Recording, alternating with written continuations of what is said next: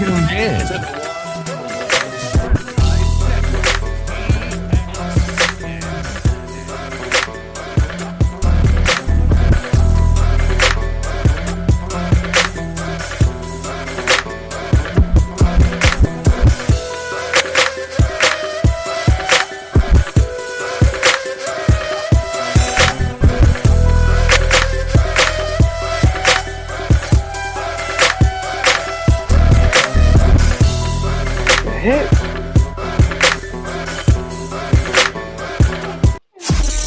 This is the Hollywood Bridge Show. You already know. Say what's up to the fellas. Your hosts, Slim Cat, Deacon Weezo, and Mr. Hollywood.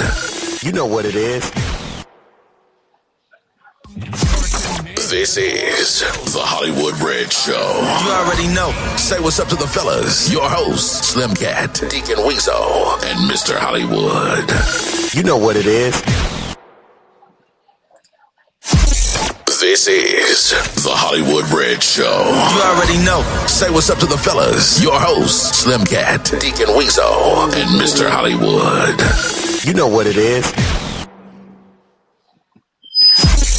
This is the Hollywood Bridge Show. You already know. Say what's up to the fellas. Your hosts, Slim Cat, Deacon Weezo, and Mr. Hollywood.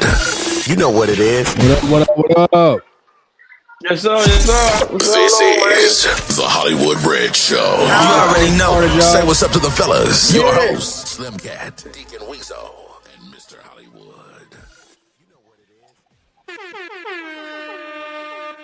All right, so we got a long night tonight, but we're going to get it all wrapped up. We're going to talk about the things we need to talk about. We got a couple topics. We got a couple hot seats.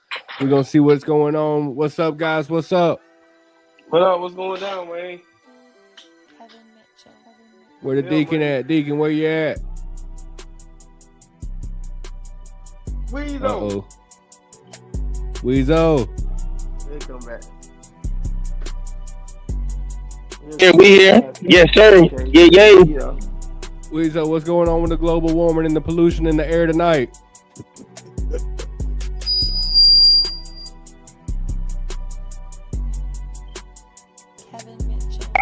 Taking it easy, brother. Yes, sir.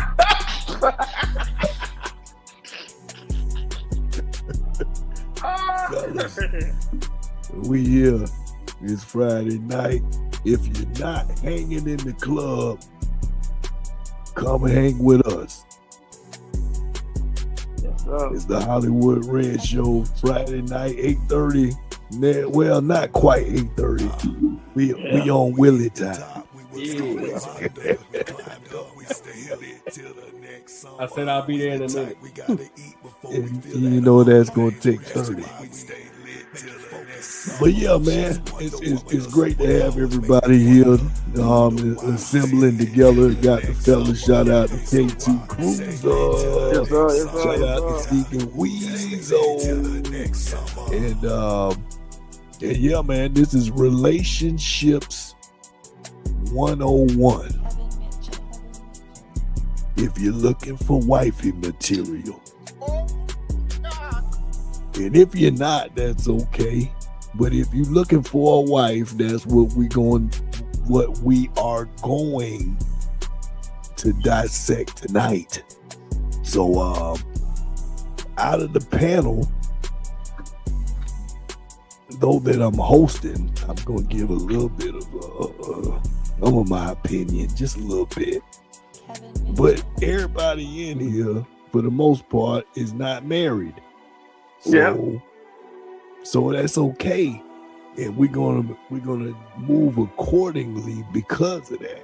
So I gotta be an advocate for the positives. For if you want to find a good wife, the Bible says you find a wife, you find a good thing. But I can also say that also depends on who's looking for it. And if Deacon looking for a wife, we're gonna have to pour a whole gallon of olive oil on top of her head to try to make sure that she's anointed for the calling that it's gonna take to deal with the Deacon. Deke, where you at, brother? How you doing? Oh, they see Deke in the clouds. I don't know what he's doing over there. Yeah. Yeah. Just yell at him, man. Oh, yeah. He asked you something. I said, you doing all right, brother? Oh. Yeah, what's up? What that dating lifestyle looking like over there? Because I know you're talking about wife and material. What wife? I'm just hold on one second, I'm coming. At the top, we was always under. We climbed up, we stayed lit till the next summer. We the type we gotta eat before we feel that hunger. That's why we stay Big Willie, what a wife look like for you before we start getting into the trending topics with KT? What does a wife look like for you, brother? There's a lot of things to take into a wife for me. There's a little bit of vanity in there too, you know, like you cannot be shorter than the shoulder or taller than the ear, you know, like Oh my God! if she's shorter than the shoulder, she's too short. If she's taller than the ear, I don't want to, no, all for me too. But it's a must. She must have all her teeth. Oh, those are all deal breakers right there. If you got a flap, I'm gonna send you to the back. You know, straight up. I mean, I'm picky. Hey, God, and I believe God is okay with all that as long as that's what you're praying for. You're gonna be patient enough to wait for it. You waiting for all that? I mean, I don't know about waiting, you know. There's been a whole lot of settling in my life. That's the better answer I'm gonna ask for. That's the honest answer. You waiting or you settling? Which one's going on? I gotta get that flyer too, y'all. Oh man. Yes. What is it? What you say, D? I don't think we heard you right. I'm still not able to totally hear them like I'm used to. So excuse me if it ain't coming off right, but I'm not gonna be deterred. Yeah, we gotta get it. We are talking about relationships 101. If you're looking for you a wife. So we're going to present during portions of this show tonight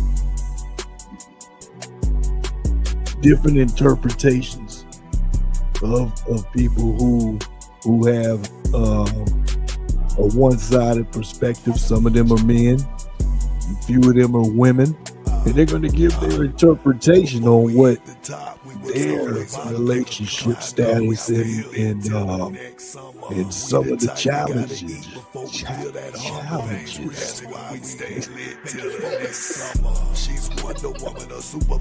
That L got caught up a little too long. Challenges. Some of them challenges that they have. And we're gonna dissect that from a man's perspective. Because the fellas is in the house tonight, and we're gonna give the ladies an opportunity to respond. Actually, I hope they do, because I know I have quite a few of them in my ear, and they may even call tonight and tell me that I don't know what I'm talking about. That's okay. But I'm talking with the fellas tonight, so we're gonna move accordingly. KT, you Muslim, so how many wives you got?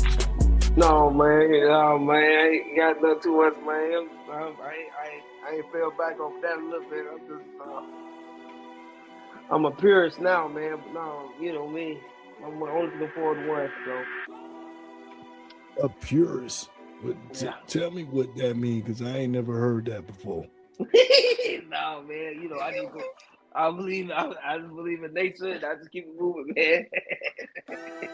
You believe in nature. Yeah, man. I'm the new definitely nature gonna boy, come Rick back to Flair. that. I want to understand what a purist and somebody that's into nature, how that relates to their dating lifestyle. Because, man, you know, What you say, Willie? He gonna marry a tree.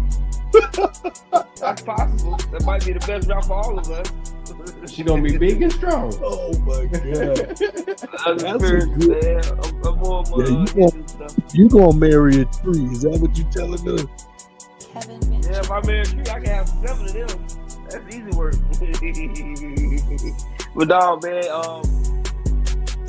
you know, in all seriousness, man, you know, I'm traditional, man. I just believe in one. I'm not 3, 4, 5. I'm not. I just can't afford that. So sorry. I just need one man. Well, before further ado, we're gonna get into this into the first portion of the show. We got the trending topics with Yes, sir, man. We got AT Crew. We feel that hunger pain. Let's get it. So what we got going on, man? You know, we got the big American holiday. Next summer. We got the Super Bowl this week, man. So we got Seattle versus New England Patriots. That's gonna be a very big event. And then also we got a lot of stuff going on with this trend. This past week has been crazy. We got Nicki Minaj making the news, dealing with real things with Trump. All of a sudden, that's our favorite person ever, all time. So that's something we might get a little bit deeper into. Depends on where we at. And then, you know, Indiana defeated Miami, and that was a blessing. That's one of my other trending. And then also we got Kanye West. He apologized to the blacks and the Jews. And now he's trying to blame it on him being in a car accident in 2000 or something, messing up his left lobe, frontal lobe or something. And the reason he gets into this, then tomorrow we got the amazing fight, Shakira versus Tiafimo. I got all my money on Shakira. And then now, in another versus, you got Candace versus Erica. They, you know, their whole thing is falling out. Candace Owens and Erica Charlie Kirk wife. And then we got the Marvel Wonder Man. I don't know how you guys feel about that. I know y'all probably have a lot to say about that. And then breaking news, man. I ain't want to leave that one out. But you know, that's just some of the things. And then Shakira Richardson got arrested in Florida doing 100 miles per hour. And her boyfriend was found with some drug substances. So that's crazy. But not only she was the fastest. Did you say Tupac Shakur Richardson? Because I thought it was Shakari Richardson. I call it Shakari, man. Shakari, Miss Richardson, one of the fastest women. You messing people's name up, brother. Get right now. Nah, man, I couldn't, man. There's black people names. I can't. I just say them how I see it. Oh my God! And man, that's pretty it, man. Like I said, but I don't know if you want to go deep into the nigga thing or if you want to go get to any of these. I don't know if you got an opinion on any more of these. But that's just breaking, man. We don't have to unpack that. What's going on with Nicki? All of a sudden, she all up on the Trump. I guess she got her gold card now because she's not a citizen. So she's been here all these years and never got her citizenship. Gold card. Yeah, she got the gold card. Yeah, she got it. What's a gold card? And how I get my people one? You gotta pay some bread for that. Everybody, I think I'm gonna give you the facts. I think it's 20,000, but don't quote me on that. But it's pretty expensive. They're making it so that the regular person who comes across the border can't get it. It's really for like European people and stuff who come from Europe who got the bread already. Trump gold cards. We're getting facts on that before we move forward, man. But yeah, man, they're trying to make money off this immigration stuff, man. And the Trump gold card price costs $15,000, non-refundable fee. That's just for an application, $15,000. And you may get rejected. That's still a possibility. Ooh.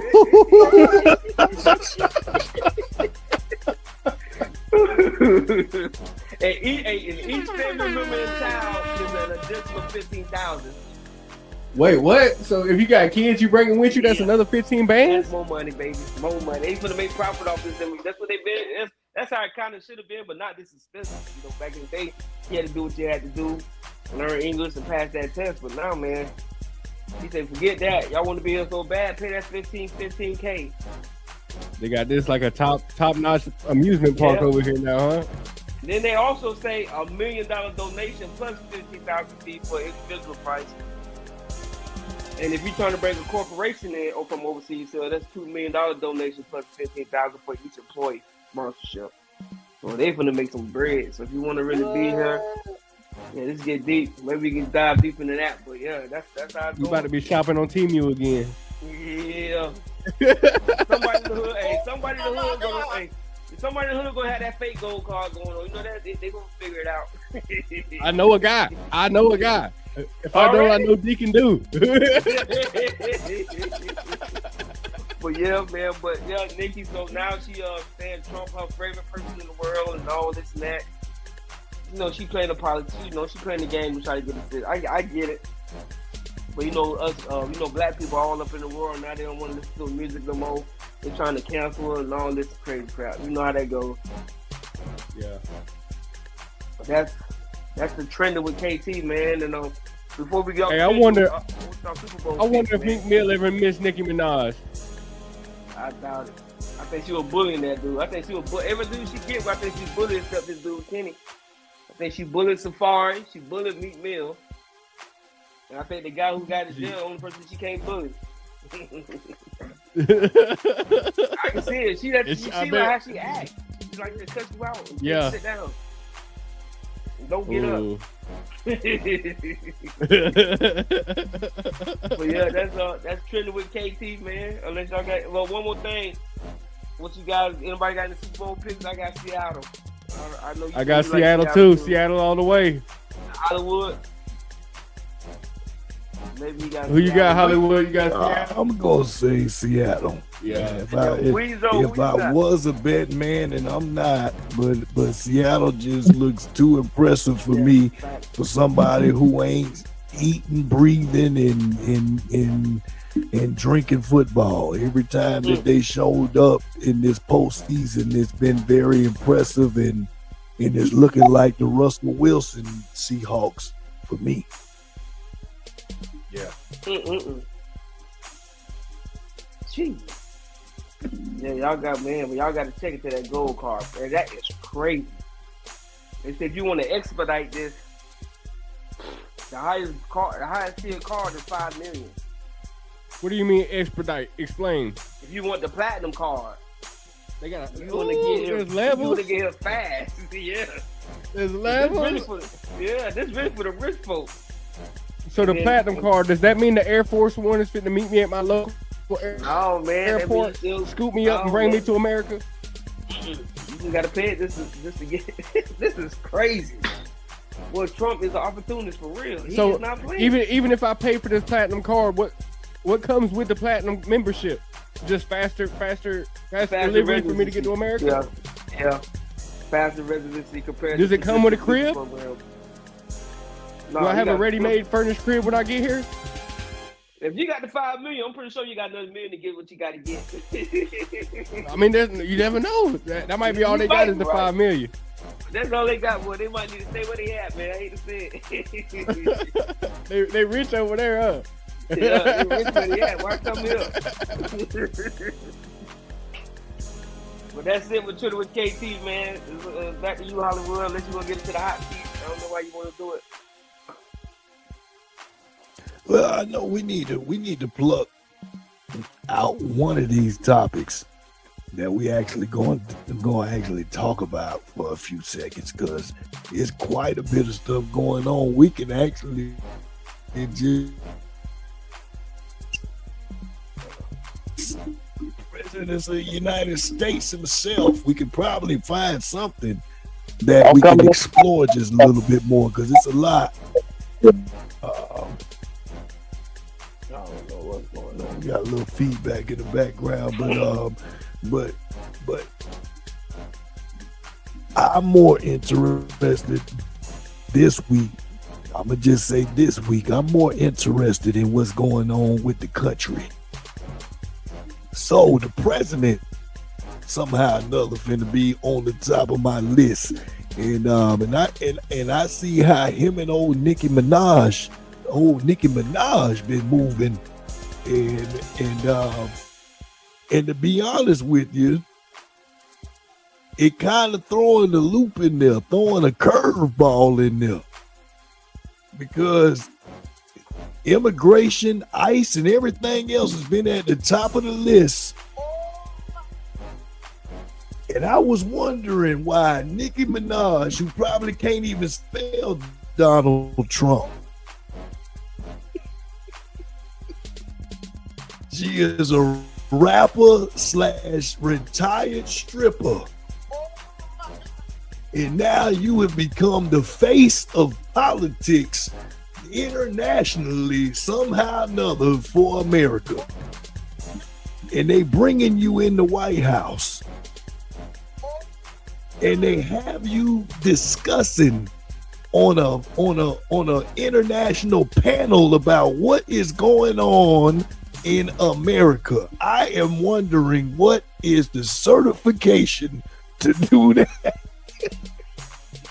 Man, they should have picked Cardi. Oh my goodness, that they cousins. I think they cousins. They should be. Who, Cardi and Nicki? So I'm still wondering why in the world, out of all the people that Donald Trump can continue to pursue to help his platform, he is finding the ratchet other. I hate even saying her name. Sexy Red, I wouldn't. You heard it here. Sexy Red will probably be the next person that he brings on his campaign trail, and that's all right, depending on who paying attention. But obviously, he know how to make us brown-skinned people pay attention, because he find the right ones. I'll say that.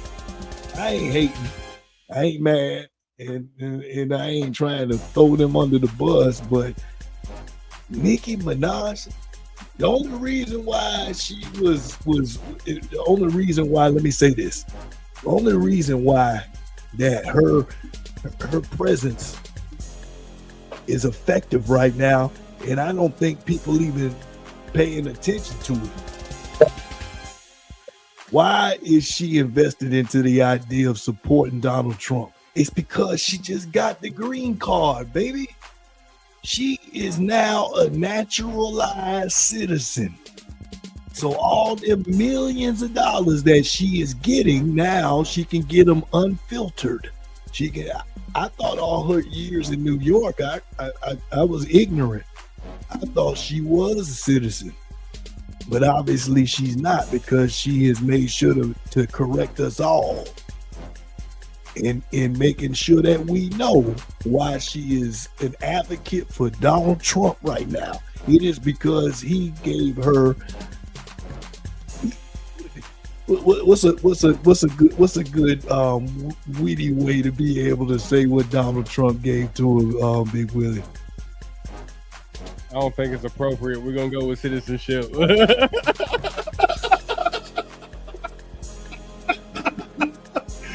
I'll take that. He's doing something. It is unheard of. That's why the Epstein stuff been under the rug for so long, because it ain't nothing but a bunch of strippers that's gonna come out here to be able to have something that to say. Ain't no people that's doing a 9-to-5, a regular job, that's got something good to say. It's these people that's been behind the scenes with their video.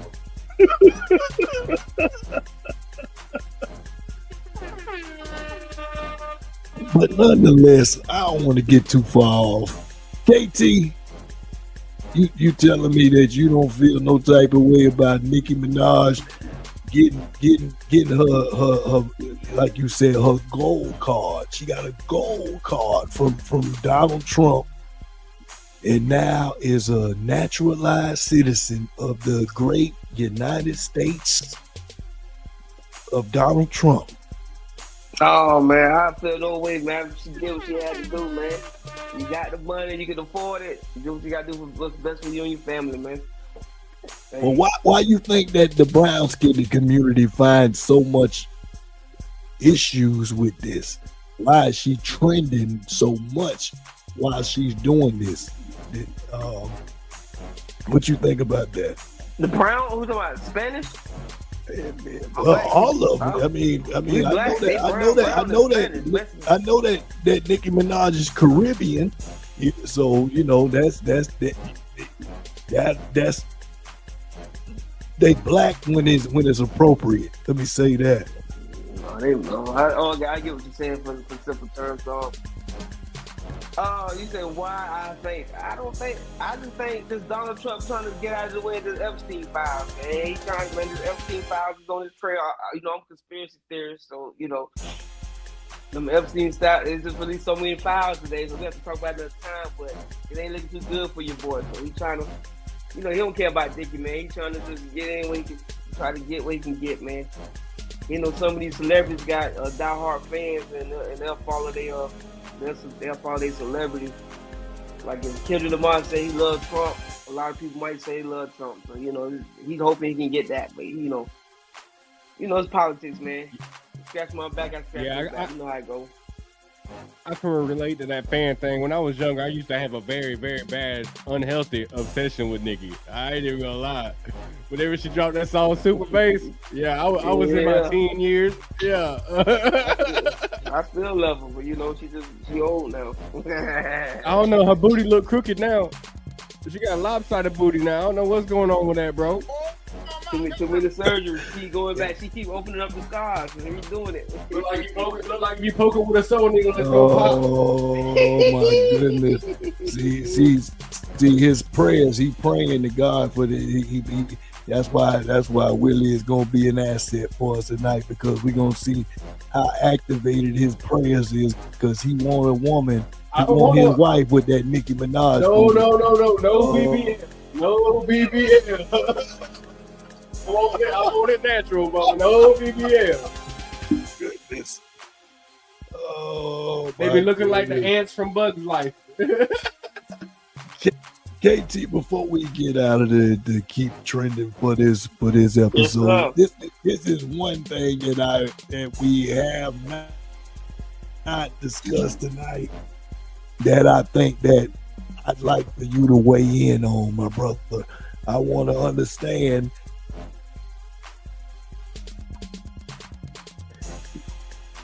Women in journalism is an awesome thing.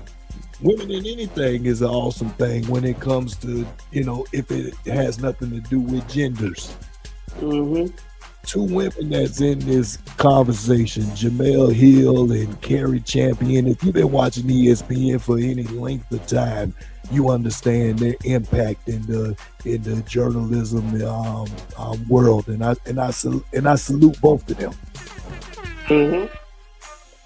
They're about to start their own podcast that's going to present bravado and expert nuance that they feel is currently missing from women's sports coverage.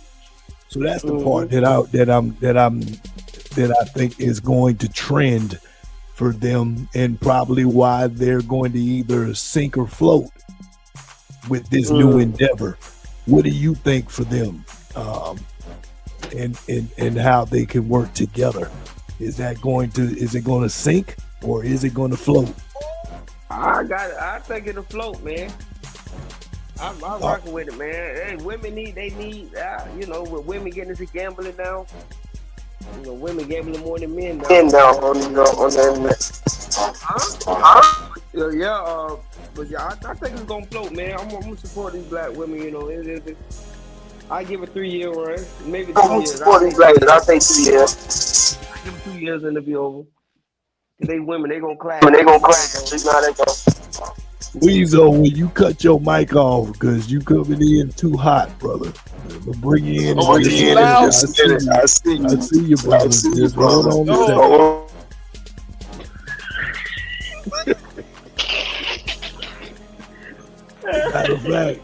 Matter of fact, we're gonna jump into this hot seat because I can tell that I'm on mute. Jesus, that our deacon is ready to start church, and I mean that, church without the R. Church without the R. Hey. Oh man, well, Hollywood, before you introduce it, man, you want me to go on and break down the detail of the hot seat? You got it, brother. Go ahead, take off. Oh man, all right, y'all. Yes, so y'all gonna put your seatbelts on, get ready. Man, look at here, baby, coming at you long and strong, and yay, and yes, and we gotta get on the relationship, one of my favorite topics. Yes, sir. So the deacon talking about these rappers, all the sexy reds, all the glow millers, and every one of these hypocrites. We got you with single and cold. Y'all cold, you ain't got nobody to hug on in the hood house. You're ugly, you're looking crazy. So man, look at here, you know what I'm saying? You got to change your behavior. See, man, one thing about the 90s, and I know it's the atmosphere. You got all this music, this steroid music going on, but we're gonna have to calm it down some and get rid of the radio. We're gonna have to blow all the social media up because God got to intervene, and we're gonna throw the church away too, because they ain't helping black love either. All you pastors on Sunday, you should tell all them baby mamas that give you their SSI check for times that they should be able to bring their baby daddies if they know who he is in the church. But you don't say it because you want to all for yourself. Yeah, y'all want all of the shake and bake. And it's sad, man, because you can fix these black homes and these raggedy black relationships. You know these women can't keep. If they daddy ran out the house, imagine what the Negro got to do. Yeah, y'all got to. Yes, sir. So anyway, man, the deacon, we getting on these female rappers because they hypocrites, and y'all got to stop looking up the Cardi B too, y'all. I'm tired of that too, man. Yes, sir. And one thing too, didn't she call the white girl the B today? They were talking about that today, and ain't nobody make no big deal about it, y'all. So y'all, she needs to be canceled, man. She the only red bone that done wasted her red bonus, and that's my favorite color. But I wouldn't touch her with sexy chocolate, nigga. So and I didn't say the word to her. So yes, y'all. But anyway, let's get into it. Yes, sir. Yes, sir. And she liberal, so sexy chocolate, you would love that. You like the Democrat. But anyway, long to get it again. So yes, sir. Disclaimer in here before we got started. And I later. So I apologize.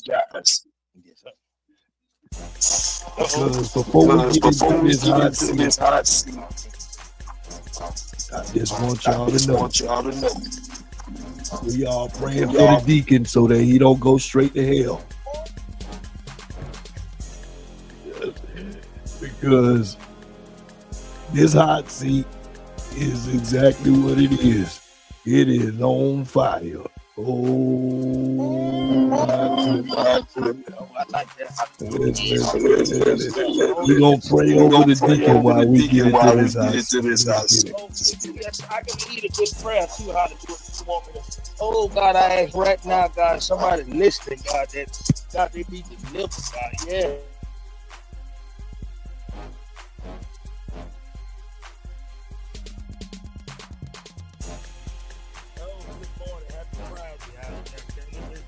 Y'all coming at you live and direct. Oh, the deacon coming at you with another video. Oh, I love the way my brother B Miles said it. Y'all make sure y'all support B Miles' channel. God dang it. My brother, You're tuned in to the one and only, the Strategized Network, TSN.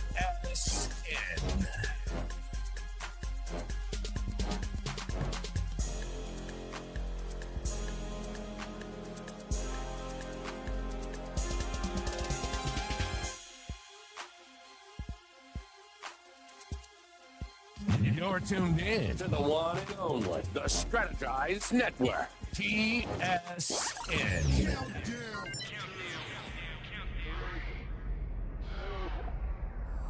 You're in the hot seat with Deacon Weasel on the Hollywood Bridge Show. One man gang, goddammit. He been doing this for a long time, but he went viral. So you got to show brothers like him love, man. The FBA brothers. And speaking on showing love, the deacon want to educate all you young whippersnappers out there, y'all. God dang it, you young dudes, it's Friday. I know some of you got your SSI check. God dang it, some of you know, you get the benefits, the good resources. You might have sold your Adderall, God dang it, get a little spending change. You know, man, now the strip clubs need to shut down. God dang it, Negro go to the strip club and steal from the Hwrs. But that's all right. Hey, it's okay. The deacon will be out there with you.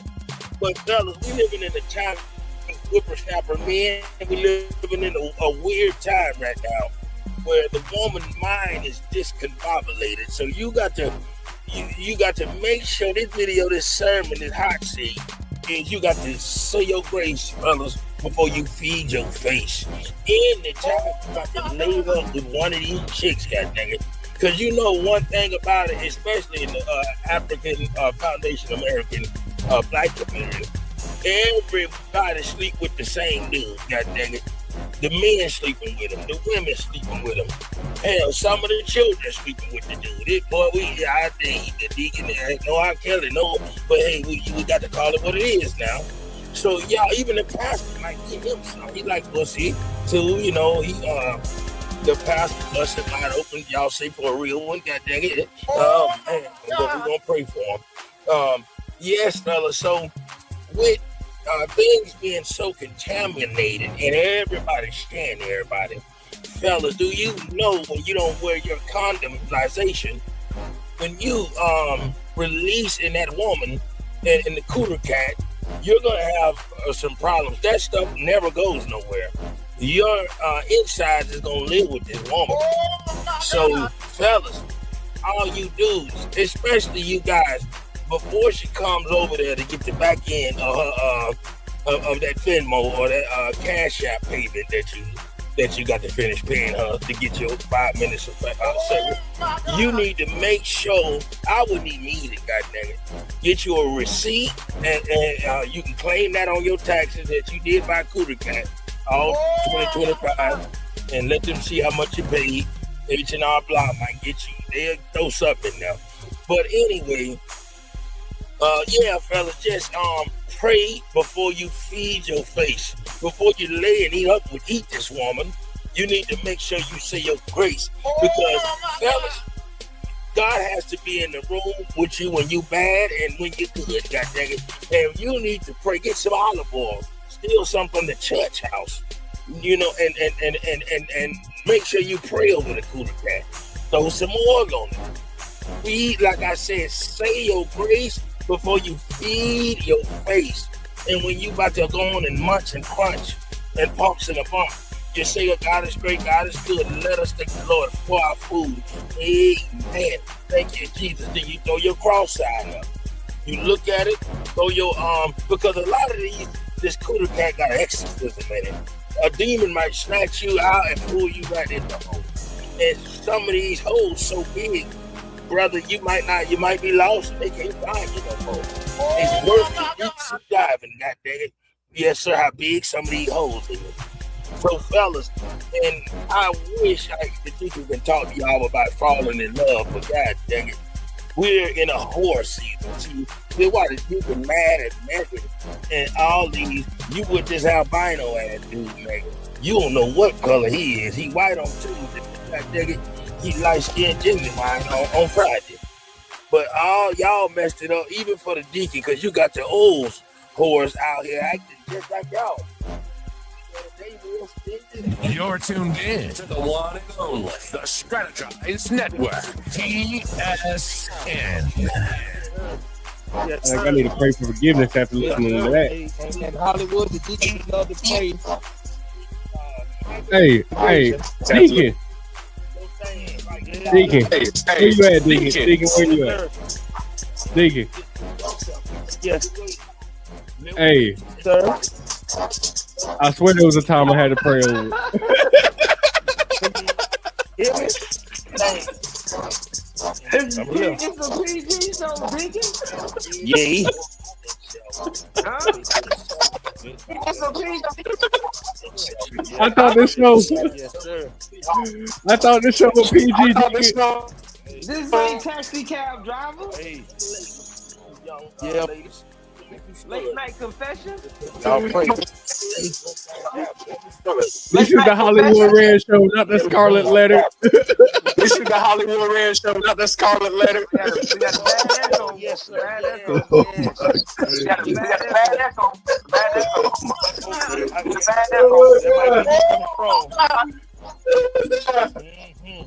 See, that's how it is down there on that cat. Yeah, it's a bad echo down there. Crazy. Man, that hot seat got me hot. The hot seat got me hot. I'm over here sweating. The hot seat got me hot. I'm over here sweating. Well, brother, I wanna bring a prayer in right now, brother. No, man. Let's do it. Oh, God, right now, God, I ask that you touch somebody right now, God. Hello? Yeah, we ain't finna be touched with that prayer tonight, brother. I'm sorry to tell you. I see it's already hot enough, that ticket that's going straight to hell. I ain't going on that ride with you, bro. Y'all got some feedback. No, okay, Yeah, that's Deacon over there. Deacon messing up all kinds of ways. Hold on, Deacon.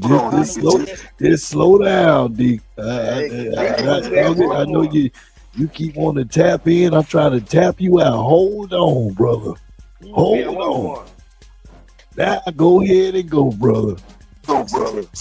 Oh, brother, yes, sir. Right now, God, is somebody right now, God, they're going to use the Amscott pay their loan money. Oh my goodness, Deacon finna take us to hell again. That Lord, Deacon is going to hell by himself. Yes, sir. Hollywood is somebody who don't change that with dicks. Right now, God, they use all the baby change. Oh God, they gonna buy it up, and so we asking right now that they pay their bills. Make sure that the daycare pays, God. Cause boy, look at here, man. Right now, it's just is ugly out here, y'all. And we need to concentrate and we demonstrate. Yes, sir. And in your name, yes, sir. It's somebody talking. Not afraid on that, brother. It's bumpy. All right, So Yes, sir. let's get into one of these topics. Yes, sir. Man, oh, God, yeah, I'm going to go into this. Yeah, go on and get the topic going, y'all. Hey. What topic you want to get into first, Hollywood? So we got this sound bite that I think is really relevant in the dating, in this dating world. So it's got not only the man perspective, but it also includes the woman perspective. So I think that this is something that's well balanced depending on who is our listening audience right now. And so if we got some women that's in the house, then you can't be too mad at us, because we got one of y'all that's able to speak in this lion's den tonight. So let's get ready to check this out.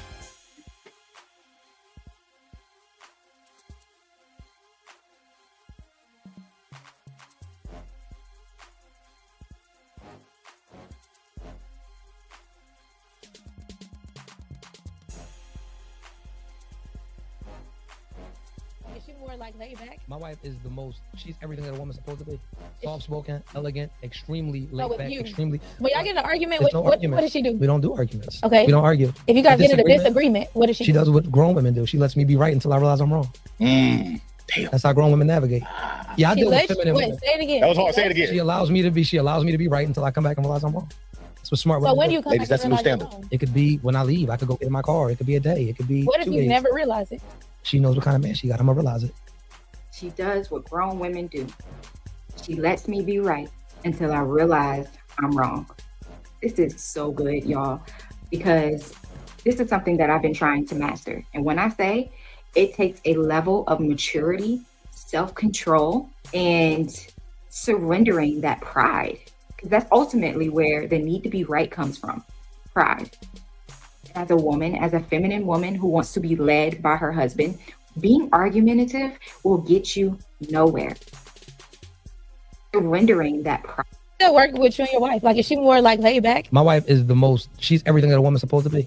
Soft-spoken, elegant, extremely So- laid with back, you. extremely. But y'all get the argument. There's What, no what argument. does I she do? can- We don't do arguments. Okay. I can honestly say I would love to have a woman like that, but I don't think they exist too much in this world anymore. Look, I've never, ever ran across a woman with that level of maturity or that level of intellect to be able to think about the healthy relationship in that way or manner. And honestly, he's pretty healthy with his relationship thinking too, because I mean, shoot, I don't know. I've never even thought about that before. You know, like, what kind of relationship don't ever argue? That's the truth, brother. I mean, and as it was pitched, yes, it did take a sound bite from whoever Buddy was speaking on his side of his relationship, and so my point is that he was saying that his wife allows him. That's the key word into that. See, a lot of men get that mixed up. That they want to say, is something that they've earned, that they kind of take. And that's somebody who is wanting you to have that ability.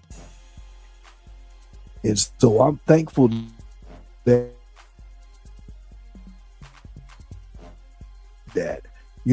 she allows me to be right at times when it's not that big of a size, that same type of grace.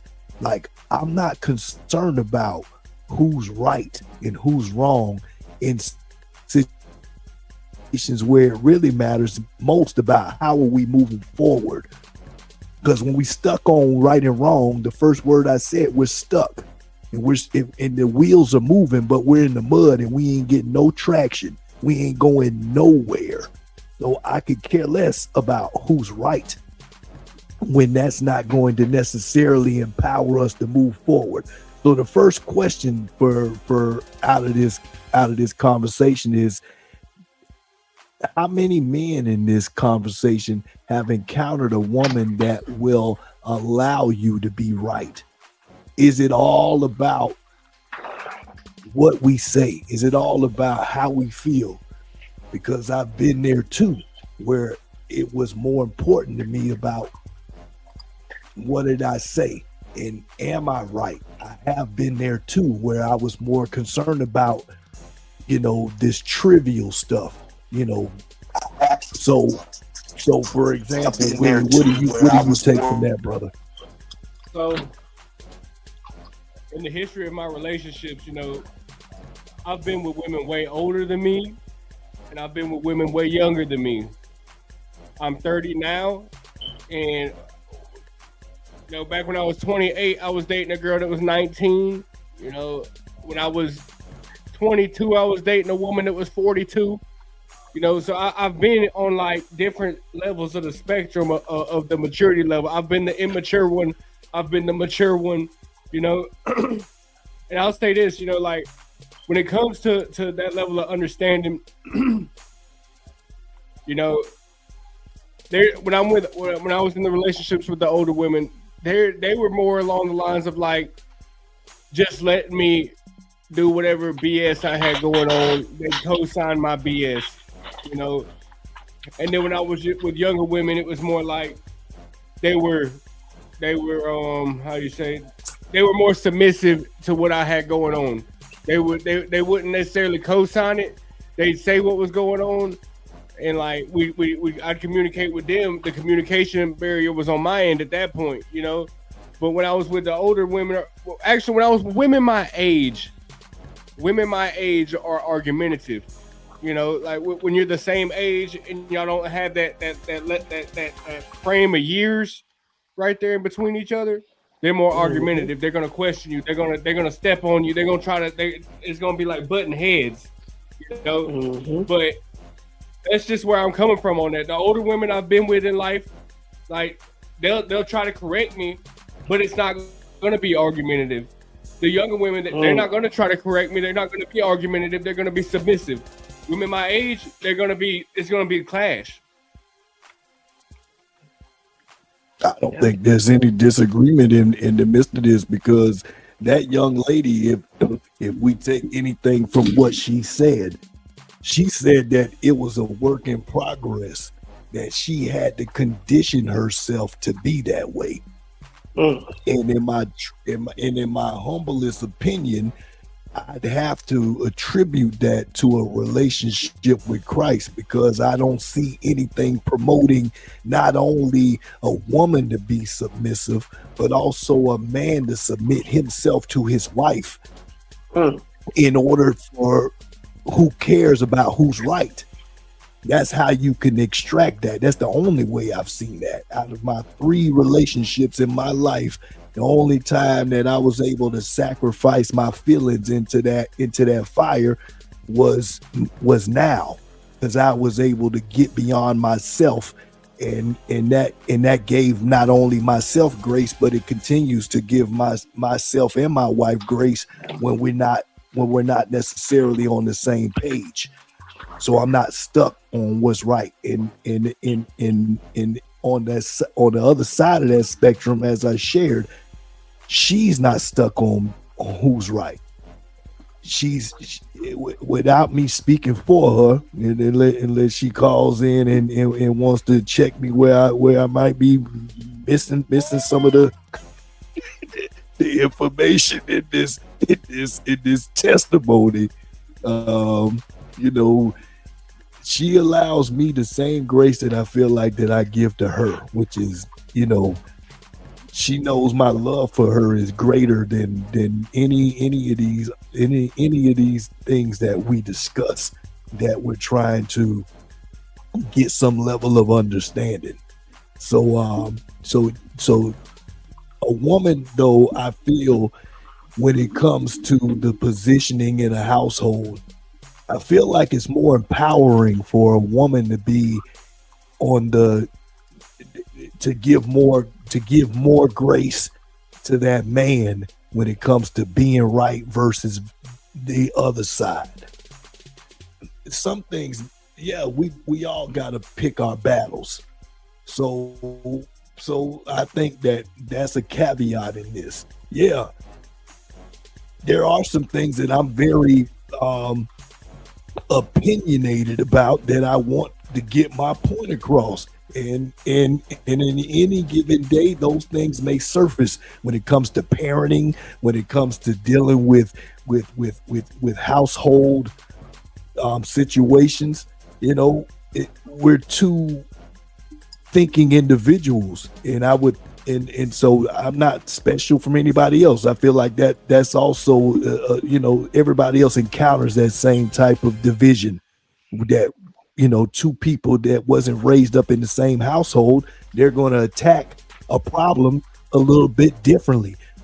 But if they are if they're yoked together really well, then I think that both of them are going to have to shed away some of the things that has grown with them so far in order to move forward, if that makes sense. Willie, you tracking me? What you follow what I'm saying, brother? What you think about that? I'm thinking, I can understand what you're saying, and man, I'm just happy for you, Hollywood. I wish I had that, bro. I don't even know that. Man, I just wish I could experience that, bro. you can, brother. You can. But will you wait as long as I had to wait? Because I'm an old man. I didn't start having my kids till 2 months before becoming 40. Well, something like that. I was months before becoming 40. How many people do you know that are kid planning and start at 40? Man, honestly, I've never met anyone that planned for their child.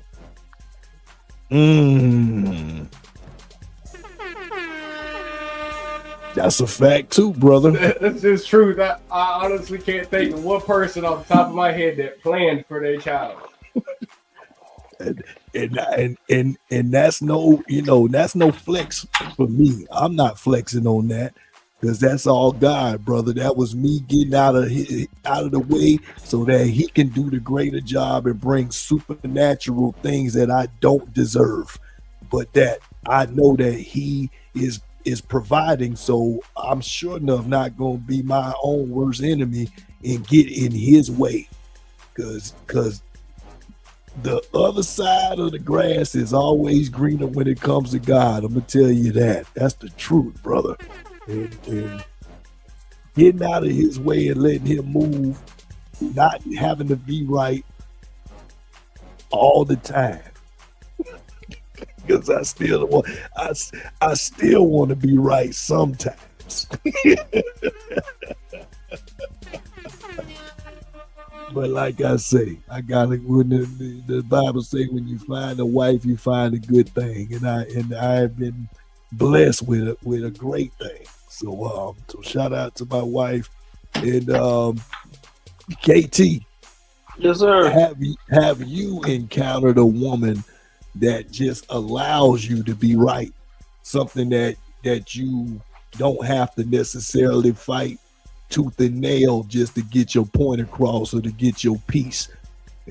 How has that looked for you and your relational attachments?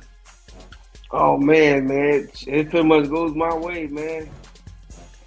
For the people, since I've been older, younger, I had a lot of rebellious people, but since I've been older, man, everything just, ain't too much fighting, pretty much everybody go to the program over here.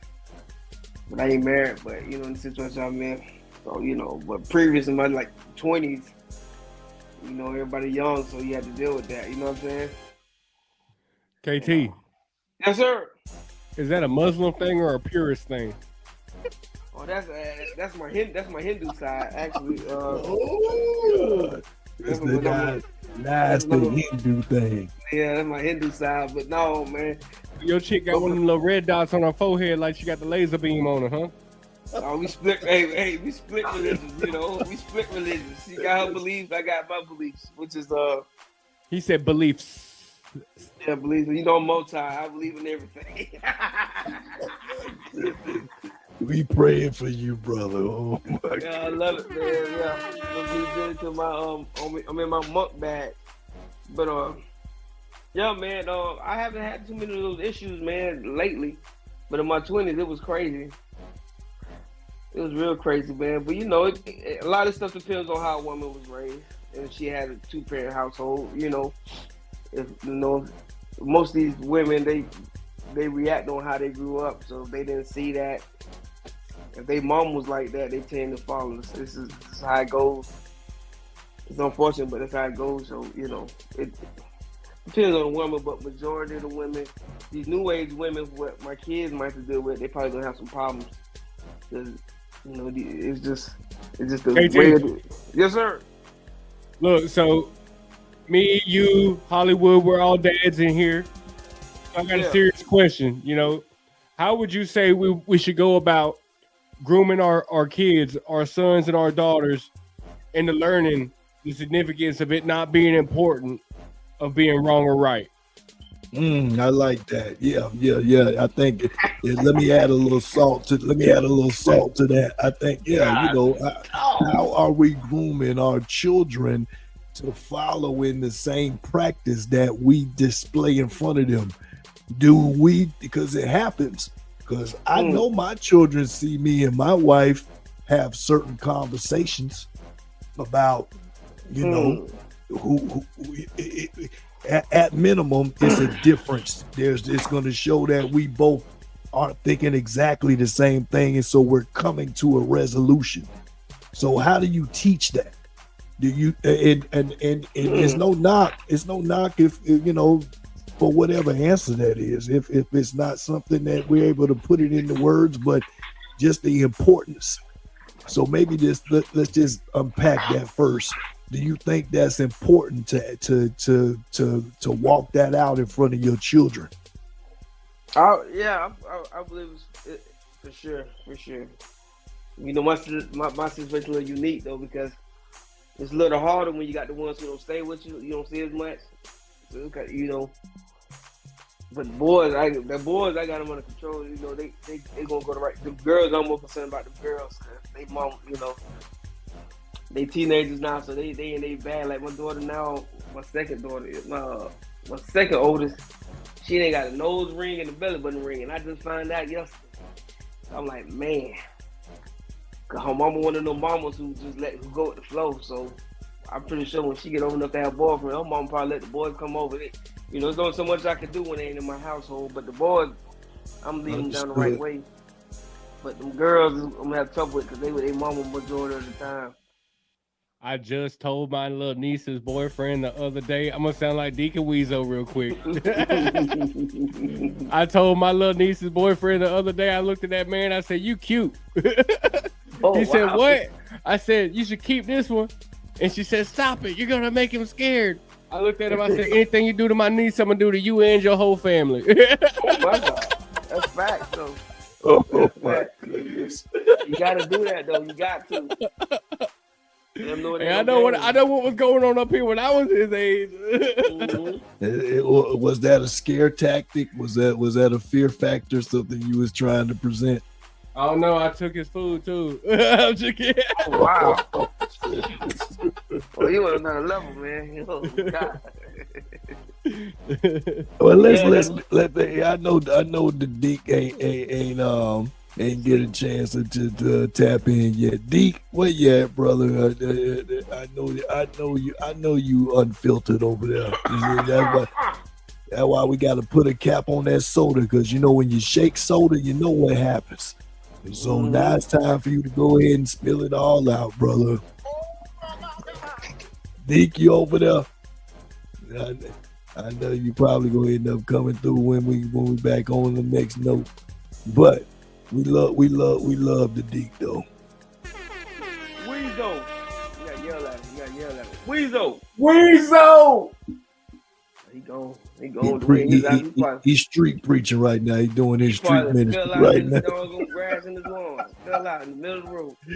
He's doing his street ministry right now. So I mean, yeah. Before we get into this next clip, I think also. There we go. There we go. Hear that echo coming in. That Deke is here. Oh, yes, sir. And what we talking about, the relationships, and just I want to. We want to know how many women you've encountered that allows you to be right. Oh God! When you wrong. None currently, and I'm on their payroll. Man. Yes, sir. Yes, sir. Yeah, these ain't women that we dealing with today. I mean, I don't know what the. Yeah, it's bad.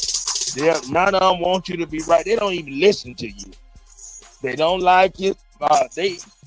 They hatred is against the Ku Klux Klan ago. That's just how bad it is. All they do is respect your resources and your money. They don't give no doggone about who right. Long as the money right. That's all that matters. And it's sad because now finding a good woman is like playing a Florida scratch off. You might hit a 20 and you might get lucky every 10 scratches, but boy, it's ugly playing the game. You're gonna lose bad. Yes, sir. So y'all, I can't even say nothing about who's right. Because boy, these women right now, they the men that they say that they hate. they'll tell you right with sex and chocolate private in their hand. Yeah, like it's just like we got some hot sex. They doing it all. Yeah, y'all. So y'all, I can't. So let me caveat that. How important is it for you in your relationships to be allowed that opportunity, or do you function without it? You say it doesn't happen too often, or is that the reason why you're single? Or maybe let me say, does that contribute to you being single? Not being allowed to be right. Yeah, and they ain't got no forgiving heart. Like, I know they cheat, I cheat, but I get caught and they don't because they look through my phone. But yeah, so it ain't no being right. Yes, sir. 'Cause I don't look through none of her drawers or clothes, but then they come over here to the house, to the dungeon, and they looking through everything. So it ain't no be right. It's who the sneak is. That's what it is. And it's sad, yeah, because that's why the deacon single comes. You know, I'm old and everybody acting like this. Everybody. Yes, sir. So, you know, but I'm waiting on to get me a good fresh migrant before, you know, I'm gonna go on and marry her before the ice comes. Yes, thank you. All you guys, go buy you. Just hit her up and get her a gold card, bro. Yeah, that's what I'm gonna do, brother. And a food stamp card, but I got to get me a yes, sir. I don't want. Yes, sir. Yeah, they getting good food stamps. I would get a Somalian, but she might scam me. You know, them Nigerian and them Somalian women, they were damn. Yeah, they very dangerous with the scam. Back and a lot. Yes, sir. Yeah, y'all. Your Social Security. Eight people have your Social Security number. Messing with them. Yes, sir. As long as one of us gives some credit. Oh yeah. But see, they won't give us They only share that billion with their people. They act like they don't know what we talk about when I'm trying to learn the scam. I say, hey, you got something going on in that background that brings a lot of echo. Oh, the background bringing echo? Yes, sir. Something back there, brother. We need you to tighten it up. Oh, I got the normal phone, ain't? Okay, let me go back on mute then. Let's go back in our bag, and we're gonna go into topic number 2, which is 50-50 lifestyle. whatever that looks like. Before we get into the sound bite, Big Willie. Yeah. 50-50. I don't agree with it. Huh? I do not agree with 50-50 lifestyle. Wow, man. Wow. It's just not plausible. A 50-50 lifestyle is not plausible. Because there's going to be days, I'm man enough to say there's going to be days where I'm not throwing 50 out there. You know what I mean? I'm not. There's going to be days where I'm going to be right up here, stuck right here, or this right here is going to be messed up, and that's going to be messed up, and I'm going to be throwing like 25, maybe 30, you know, and I'm going to need her to pick up the rest. And there's going to be days where she's going to be throwing the 25, and I'm going to have to pick up the rest. But it goes, anybody who says something different, they lying. It goes both ways. Our bodies are not mechanical. Even a machine has to get maintenance on them. So that don't even work. You're not going to be able to present the same thing every day, the same time, all the time, every day. It just don't work that way. Mm-hmm. So you know, my perspective on that 50-50 lifestyle, I'll weigh in on it a little bit more here in a minute, but I agree. I totally agree. There's no such thing as a 50-50. It's not a math equation. It balances out though, man. It balances out. Over the course of the year, it balances out. 50-50 ain't always monetary. It ain't always time spent. It's just Sometimes it includes picking up the slack, man. So it always balances it out. That's how I look at it. So today you might be doing nothing. Tomorrow you might do more. She might be blah blah blah blah. It all balances out. But one thing, if we get this, I would like to say rest in peace to DJ Michael Watts, man. He just passed away. He's the H-Town legend. Famous working with Mike Jones and Slim Thug and all those guys. He just passed away from health complications. Rest in peace. But go ahead, my brother. I had to just throw that in there before I forget. Already, brother. Let's get into that soundbite. Handling most of everything, and I should just be paying the cable bill and cooking you dinner. Well, if that's the case, then I'll just go get a prostitute then, right? If your woman doesn't want to contribute. Handling most of everything, and I should just be paying the cable bill and cooking you dinner. Well, if that's the case, then I'll just go get a prostitute then, right? If your woman doesn't want to contribute nothing, just want to be here. The cable bill and dinner. That's nothing. You might as well not do that. You know what I might as well do? I might as well just go get a prostitute every night I want to have sex. If you're just going to do nothing. But is the prostitute going to love you? Or do you love me, or do you love what I'm doing for you if you don't even want to put nothing in? A woman can't love me if she don't want to put her all into me. If she only want to pay a cable bill, she don't really love me. She just here for the money. That's how I feel. How do you feel about that, El? You think that's true? What? That if a woman want to do bare minimum, does she really love that man? Yeah, she could love him and do bare minimum and financially and do a lot around the house. If a woman is trying to tuck her bag to herself and just she don't love you. I've never met a woman who really liked me a lot who didn't want to give me everything. Handling most of everything, and I should just be paying the cable bill and cooking you dinner. Well, if that's the case, then I'll just go get a prostitute then, right? If your woman... So would you say what she just said is 50-50? Would you consider that 50-50? AT, I'm going to throw it at you first, brother. Me? Yeah, what that lady just said to that man, would you consider that 50-50? Would you consider that her doing her half? She's paying one bill, she's paying a cable bill, and she's cooking the dinner and doing all the housework. Is that her half? Man. Yes. Oh my God. You say yes? Yes. You say yes? Yes.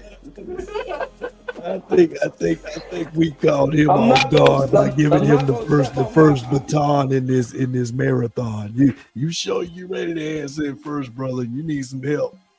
Me? I said it's 50-50. Y'all don't agree? I must have missed the clip from what I heard. That's how it's supposed to be. I mean, realistically, I mean, that's 50-50 if you live in like the 50s. Yeah, but that's y'all Christian men. That's what y'all want. That's no, it ain't. Y'all prefer. No, it ain't. Yeah. Don't start to y'all because we all got different wants and needs when it comes to our women. Y'all, man. We might both be Christian, but that don't mean that's what I want.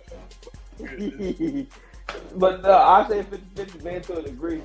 Like I say, everything balances out, man. Y'all know what I'm talking about. Y'all understand. But that was really because I thought Mr. Organic was on something. So in the do I need to play the sound bite again? Because it doesn't totally cover, you know, the whole playing field to answer that question. But I think it does give a little bit of bite to bite down into the question. Is that, you know, the woman that was speaking, she was saying, you know, she's itemizing. She's itemizing what she's doing. That's the first portion of it that I see. So if I'm in a situation where the first thing that I'm bringing is an itemized list of what I'm doing, that means I've already been thinking that. Have an agenda. So I've got an agenda. I'm already keeping tabs, and that. And there's some relevancy in it because, I mean, you know, you don't work, you don't eat. There is some certain things that we need to be doing, but it's not to keep tabs. It's to make sure that the boat don't sink because there's going to be some holes that's getting poked in that boat. So if we're not doing if it ain't all hands on deck and we're trying to plug the boat, then we all finna sink.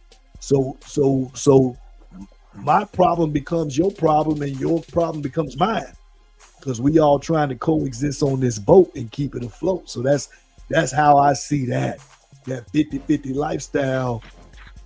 You know, when I look at it from speaking on, when we're pointing fingers on who's doing this, who's doing that, it's only gonna work when it's time to kind of delegate who needs to do what, because sometimes it's gonna switch around.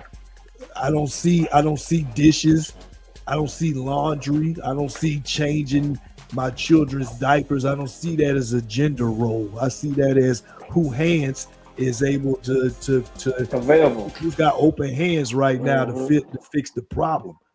And I've seen men that are traditionalists, and they don't really necessarily reflect that. They may say that, but when it's time to when the crap hits the fan, they're nowhere near to be found to fix that problem or plug the hole in the boat. So that just goes to show how much of a priority that may be for them. And you know, to each his own. Because I've seen some men that stand up in other areas that the wife overcompensates, where hands-on might necessarily be something that, you know, could free her up in other ways. You know, the money he might be able to throw money at everything, and she's not overwhelmed to just say, yeah, I'm gonna do it all. I'm gonna cook for you. I'm finna do your laundry. I'm gonna take care of all 3 of your kids while you drink beer and sit back and watch Sunday, Monday, and Wednesday night. Sunday, Monday, and Thursday night football with the boys. And then, you know, one of them fellas might pull up and see that, and he might be confused and think that that's everybody's life. But she might be okay with that, because that's just the lifestyle that they have built. So that's why I'm standoffish about speaking that, you know, for any other situation other than my own, because I don't live that way. And, you know, I can watch my football, but you know what? I got it on my tablet. My wife got me thank you, baby, for getting me a tablet for Christmas, so that when they dominate the TV in the bedroom, I can watch my UFC or football, and I ain't got to fight with them on whatever that they want to watch. So, but 50-50 lifestyle. Let me get back to that, man. You know, Deke, please don't make it the 100% lifestyle. 50-50. Give some balance to it. Do you got something to add to it? And if he don't, Willie, did you pick up? Did you get tag teamed in already in this? I'm trying to remember. No, I kind of spoke on mine before we even started the sound bite. I spoke on it, you know, so I kind of already spoke on it. But I definitely have another thing to add to this soundbite after Deacon, you know, goes. I pulled something else from the soundbite I want to say too. Me too. Yeah, we got some comments too. So the comments are flooding in. And we opening up the call lines 256-405-9050, and let us hear what you're talking about. Like I said, I have one thing to say. Weezo, you here? But if you keep a tabs of 50-50, it ain't no real love anyway, man. That's all they got, man. Do what you got to do and let you ship, man. That's how it goes. If y'all got to keep tabs, oh, I washed the dishes this day. Oh, you ain't taking the trash out. Oh, blah, blah, blah. It ain't, you know, do what you got to do, man. If you, like my boy said, if your hand's available, do it. You know, if you home, dishes in the sink, you do it. Don't wait for me to come home and say, oh, you need to why the dishes ain't well. No, if you was home, I just got off an hour after you. You should do it. If it's a problem with you that has been in the sink, you should do it. Don't come nagging when you start nagging. Say, "Oh, I paid for dinner last time." Blah blah blah. I don't think that's love. Love, it shouldn't go like we together. Just do it. Like Nike, just do it. And I just do what I need to do. It shouldn't be no split, man.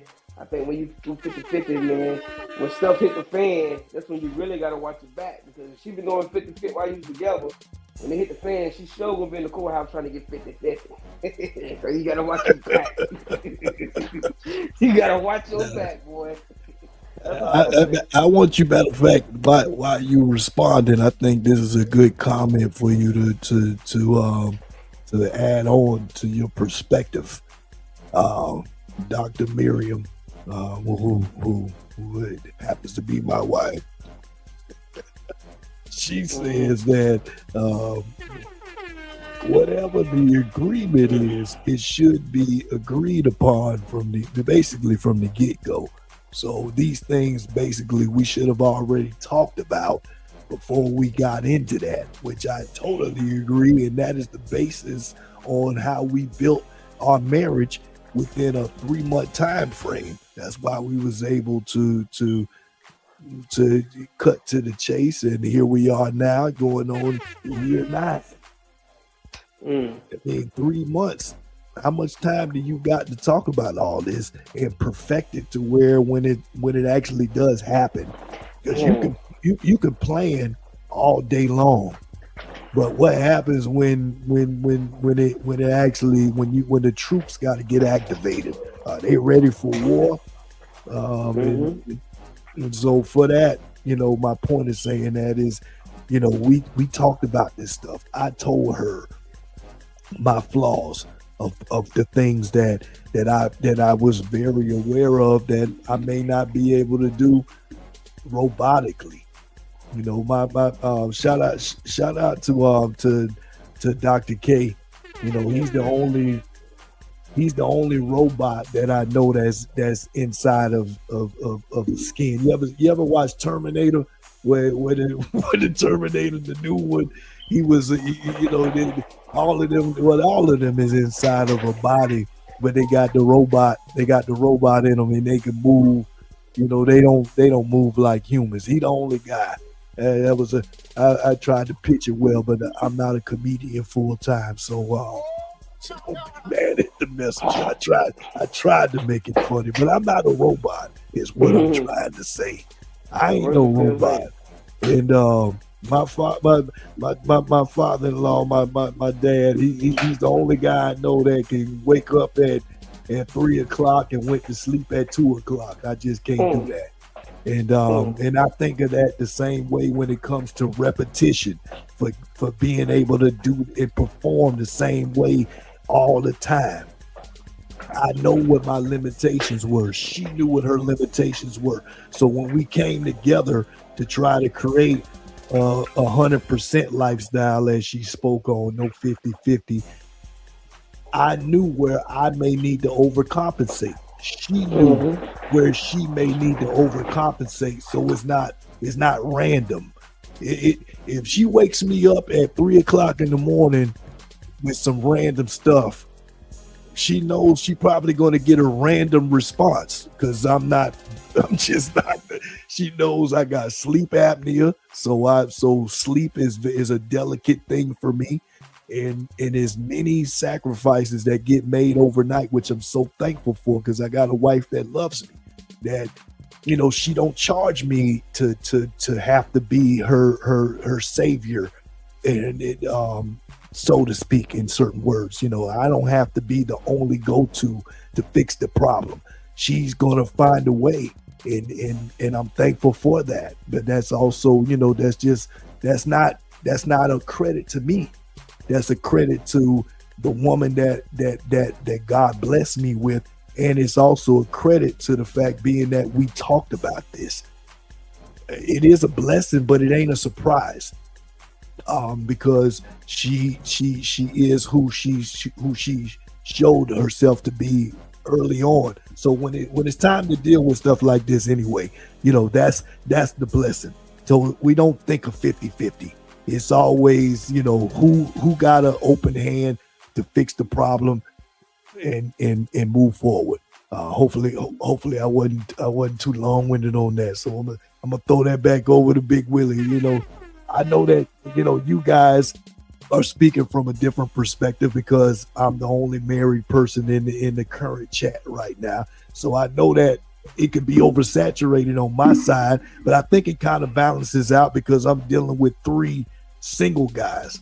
So I think it probably I'm thinking all of the nuggets that I throw in here with my successful marriage that I'm truly thankful for, and I give all praises to God, that it can combat some of these things that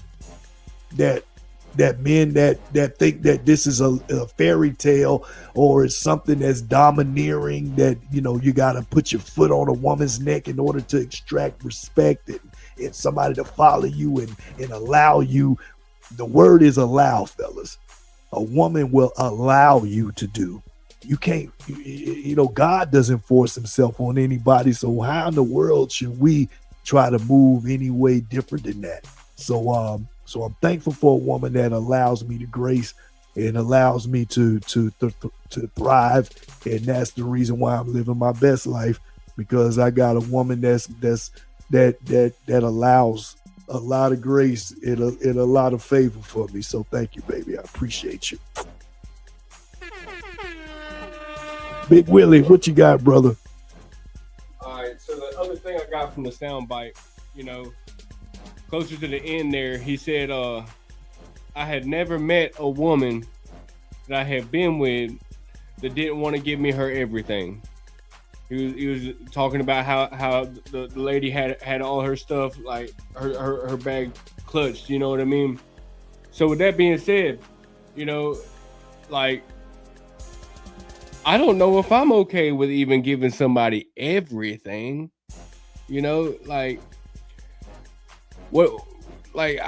just confused by that. Like, I've met people that wanted to give me everything, but I still couldn't take everything. You know what I'm saying? Like, and I can't give everything. This is more of a question to you, Hollywood. Like, what's the healthy balance in there? What's the healthy medium in there to where is there a healthy boundary line in that?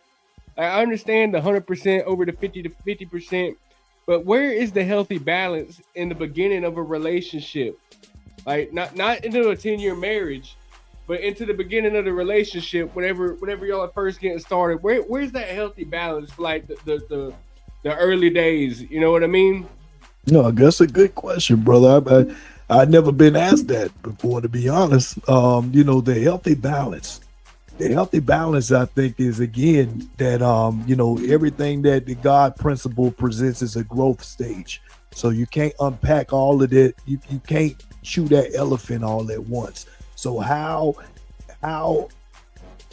is it being introduced into the relationship from day one? When we were dating, this was the topics that we had. And so some of that, may sound redundant of what I've already presented, but it's the truth. We talked about this. We were very intentional about it. So, those 3 months, that was a boot camp. It was a boot camp of doing everything that we felt needed to represent who we are and what we're looking forward to for the future. So in case that's not on the radar for the other, that it'll show itself early on. So the conversation is key. In them first 3 months, if I notice that if it's a delicate conversation where it's like, oh, I don't want to talk about that right now, that's a red flag, because there's some healing in there and there's some secrecy in there that's not going to allow us to stretch the limits of ourselves to incorporate somebody else. Because don't get it confused, that process is happening whether you think about it or not. We're creating a space for somebody who wasn't there before, for their problems, for their concerns, their desires. So I know I'm kind of speaking in a nuance, but the truth is, the reason why that we were able to when those problems did come, whether it was dealing with relationship, because 50-50 to me doesn't just revolve around finances. 50-50 is an energy thing. How much energy am I trying to put into it? And as I spoke earlier, you know, with us doing our night routine, morning routine with our children, there's nothing monetary that has anything to do with it. But it has everything to do with who's motivated and you know, in the play that we call it. Who's the coach and who's the quarterback right now? And sometimes you're gonna be the coach, and sometimes you're gonna be the quarterback. And but if you didn't discuss those plays prior, then you're gonna fail, because you know that's what practice is for. Professional athletes have practices. Let's think about that. They're calling the plays during the week so that when they play, when they call them on Sunday, that it's not foreign. And they get paid millions of dollars so that when that whistle gets blown, that they could go in motion, right? So what's any different for us in real time when we're dealing with real life situations? What plays are we calling, and who's coaching you? Who's quarterbacking it? And so when we talked about these things, you know, we talked about it, and we still talk about it. Let me also bring it to current. We still talk about these things, and there's still some friction because we're in this body, we're in this human flesh that has its own needs, its own desires that may not fall in that same, the trajectory or how we're planning to fix these problems. It may not necessarily be a smooth transition all the time because we're not robots, right? So when I think about how me and my wife deal with how we unpack problems now versus when we first got together, is no difference. The difference is that it's more seasoning now. It's kind of like a grill. After you done put something on there, they tell you don't scrape all of that because that's seasoning. That's going to add on to the meat that you keep cooking on there. Well, that's what it is now. Our grill has been seasoned by the meat that's already been cooked under there. So some of that seasoning gets carried over. Some of that understanding, that wisdom gets carried over because we didn't just start unpacking these conversations. And in all reality, it don't make it easier when it comes to your flesh. Because if you don't want peace, if you don't want to be in division, then no. What did I say? If you want to be in unity, then those things are going to also have to be something that you carry over with you. I don't care what we talked about 8 years ago, because you're still changing. I'm still changing every day, right? I'm not the same person that she met 8 years ago, and neither is she. But I like to think of it as a good thing. That's the seasoning that came with the grill. You know, we've been grilling for a while, so it ain't that we're starting from scratch. I didn't degrease all of that, got rid of all of those things that are lubricants to help us, have I'm trying to speak metaphorically, but I'm thinking probably Hollywood. So basically what you're telling me is, it's pure good, healthy communication, being deliberate with what you're saying and having deliberate action behind what you're saying.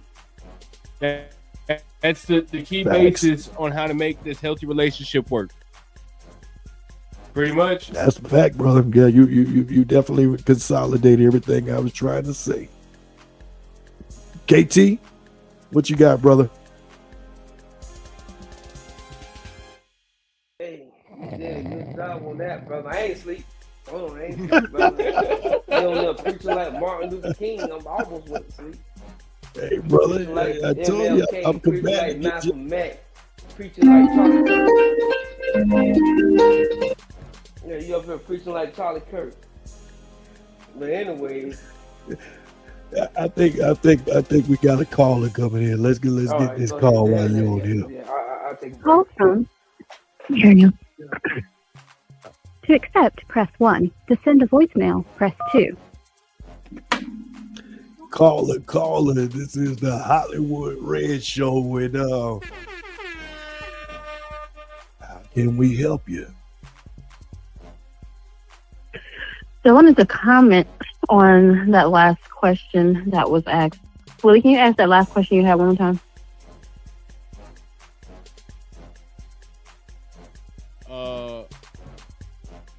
The first one or the second one? The one where I was like, what makes the healthy boundary in between the beginning of a relationship? Is that the one? We can start there. The healthy boundary at the beginning of the relationship. You're learning the person, right? So you're not going to give them everything right off the bat. They have not earned that at that point yet, but you're learning that individual. But you're also, if you're a Christian and you're following God's principles, you are dating with intention. So it's not like this, the common thing in society is we're dating for fun. We're just seeing where it goes. No, we're dating with intention. And so that person has to be on the same page as you. If they're not on the same page as you, you say, I'm dating with intention, which is like for the purpose of marriage.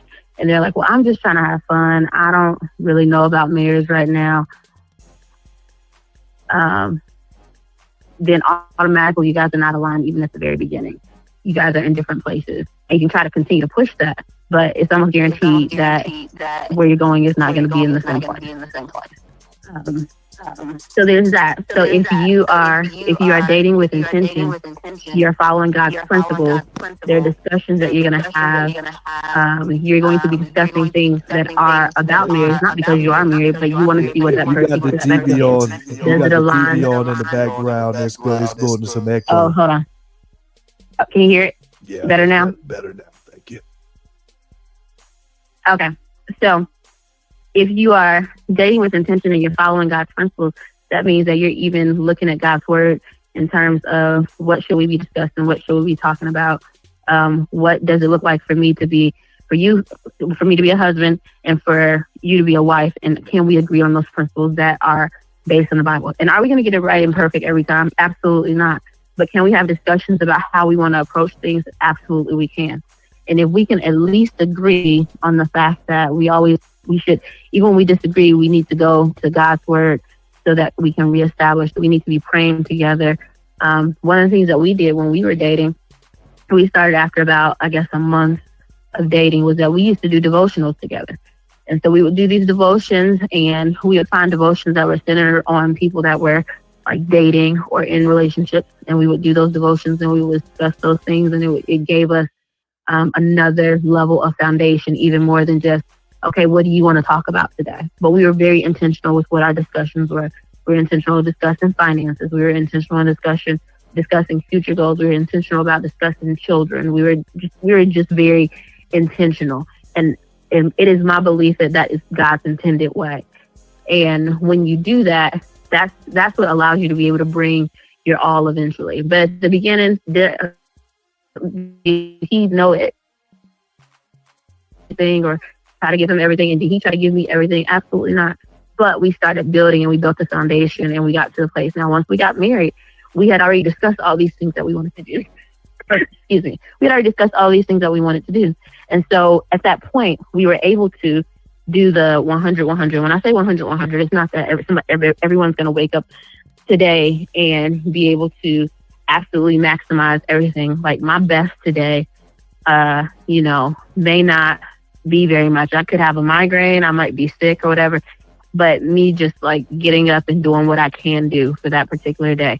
And him saying that she's not doing well today, let me, is there something else that I need to do with the kids or whatever? That could be your 100-100. It's just saying, basically, whatever it is, we're in this together. We're a team with God as our foundation. And we can always, no matter what, with God as our foundation, we can always go up from there. Always. Thank you for elaborating so eloquently. Are you single? If not, my homeboy Hollywood said, "What's your number?" Yeah, that's right. I think you got it. But in all seriousness, where do you think that there might be the hole that might be overlooked? And you're hearing this from a man's perspective. So from a woman's perspective, what have we not covered so far that we may need to be more intentional about, discussing to be well rounded in this conversation? I mean, I think that you guys have brought some valid points, but to be more well rounded, I don't know that there is something specifically that you can be more well-rounded in this conversation. I mean, you guys have brought up some valid things. I do think that everyone's relationship is going to look a little bit different, and I think you spoke to that point earlier. Comparison, and Bible tells you this, that comparison is the thief of joy, right? So if my foundation is based on God and God is leading my relationship, then God is leading my relationship. But the way that He's leading my relationship and the way that that is set, my relationship is set up, may not look like somebody else's relationship. So even for us to comment on the soundbite, it sounds weird, but I'll tell you what the main issue with that soundbite is. It's not that she thought that she should only pay the cable bill and cook. The problem is it was not agreed upon. They weren't on the same page. So she was thinking one thing, he's thinking something else. And so automatically there's division there, which means they can't flourish, right? Thanks. And so I think the main thing is don't try to compare your relationship to somebody else, because what she probably saw was that, well, I saw my friend do it like this and it was absolutely okay in my friend's relationship, so why can't I have it like this? Or his thought was, well, my dad always taught me that somebody should be bringing something to the table. So you never know, what a person's beliefs or what their background comes from. Here's the thing. God's foundation first, and then secondly, you got to be on the same page. And if you're not on the same page, automatically you're going to have issues. It's automatically going to be a breakdown. And that comparison thing, I don't care who you are. It's not, yes, we can have people that we look up to, people that we see as role models, but I think that the part that we should be able to see as role models is, do they have God laid as their foundation? Number one. Number two, if they have issues or disagreements, can they come to each other and go to God about those disagreements and those issues? And number three, is their focus on, if you're married, is their focus on staying together and not how quickly can I get out of this? Because that's also one of those attitudes that can destroy a relationship or destroy a marriage. Well, I don't have to deal with this, I'm gonna just go. That is an attitude that can destroy a marriage if somebody's always looking for the easy way out, because that's the easy way out. And so those are things like I said, comparison is the thief of joy. That's Bible. If you start comparing yourself and your relationship to a whole bunch of other people's relationships and things like that, and thinking it should look just like theirs or whatever, it's just not going to be the same. And that's the fact of the matter, because you're different people. You have a different relationship. It's built on it should be built on God, but the rest of it, what your goals are, none of that is going to be exactly the same. And so I think that's the big thing that sometimes people miss. And the other side of that is, just because you think that you see them doing it a certain way doesn't mean that that's how it really is. Because some people do stuff for a show. They could do a whole lot of stuff on Facebook and on social media, but that doesn't necessarily mean that that's the case. And there's some people that are genuine. I know for us, what you see is what you get. But we're not just faking something. What you see is what you get. But there are people who, they think this person has this such perfect lifestyle over here, and they start comparing themselves to what they got going on over there, and what they see is not even real. It's a facade. So people have to be very careful about that as well. And I think that's where a lot of relationships do actually fail, comparison. Thank you. That was an excellent response to that. Big Willie, what you got, brother? I just want to ask another question to Dr. Marion while we still have her on the phone. All right, so early relationship, it starts as a friendship. you know, this is kind of a situation that's going on currently with somebody I know. So, you know, you're still starting to get to know each other. You like each other in that, you know, but you're both still wanting to take it slow. So you're like, you're slowly moving, but you're at that stage where it's kind of awkward because you don't. There's no further to go except to just go ahead and call it a relationship. So at that moment, you know, what's the healthy thing for someone to do? The healthy thing for someone to do with it as an adult. Are we talking about an adult who is a Christ follower? Yes. Okay. The healthy thing for someone to do would be, one, to have that conversation and see if you are on the same page about that, right? Have that conversation, see if they're on the same page, and then date with intention, right? So ultimately, as a Christ follower, the end goal would be that if this works out, we end up at the altar. And be very intentional about speaking that at the beginning. That was something that we did. Hey, if this works out, that means that we end up at the altar, right? That's where this goes, which is not the ending. It's just the beginning of something beautiful, right? And so making that clear. Now, if there are red flags that you've seen already, you want to be cautious about that. But if there are, if there's nothing that you see that stands in your way, and you're like, you know what, I could see a future with this person. Have that conversation about, I could see a future with you. And ultimately, I would like to go ahead and date with intention, with my ultimate goal being that if this works out, this is where we end up. But make sure they have God as that foundation. And that, you know, when I say that, pray with that person, discuss scripture with that person. And let me just throw this out there. Just because you discuss the scripture doesn't mean that you're always going to be in agreement about everything that you're reading or studying, but it is a good thing to be able to discuss. Like, I think some of our initial disagreements, we were like, that's a funny topic. I already seen you was getting ready to lean into that. Like our arguments, and people are going, you know, y'all do whatever y'all want to do with this, but we being honest, our biggest disagreements was our interpretation of what the Bible said.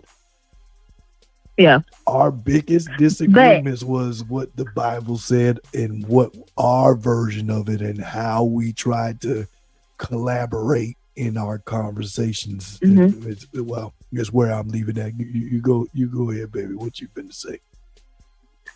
I was pretty much the same thing, but I mean, at the end of the day, like we prayed together, we read scripture together, and we also had the understanding that like we're not gonna probably 100% understand the same way, and that's because we're kind of different people. Like my husband goes very, very, very deep about questions because he wants to understand why the why is the why is the why is the why. Meanwhile, I look at it and I say, take this for face value.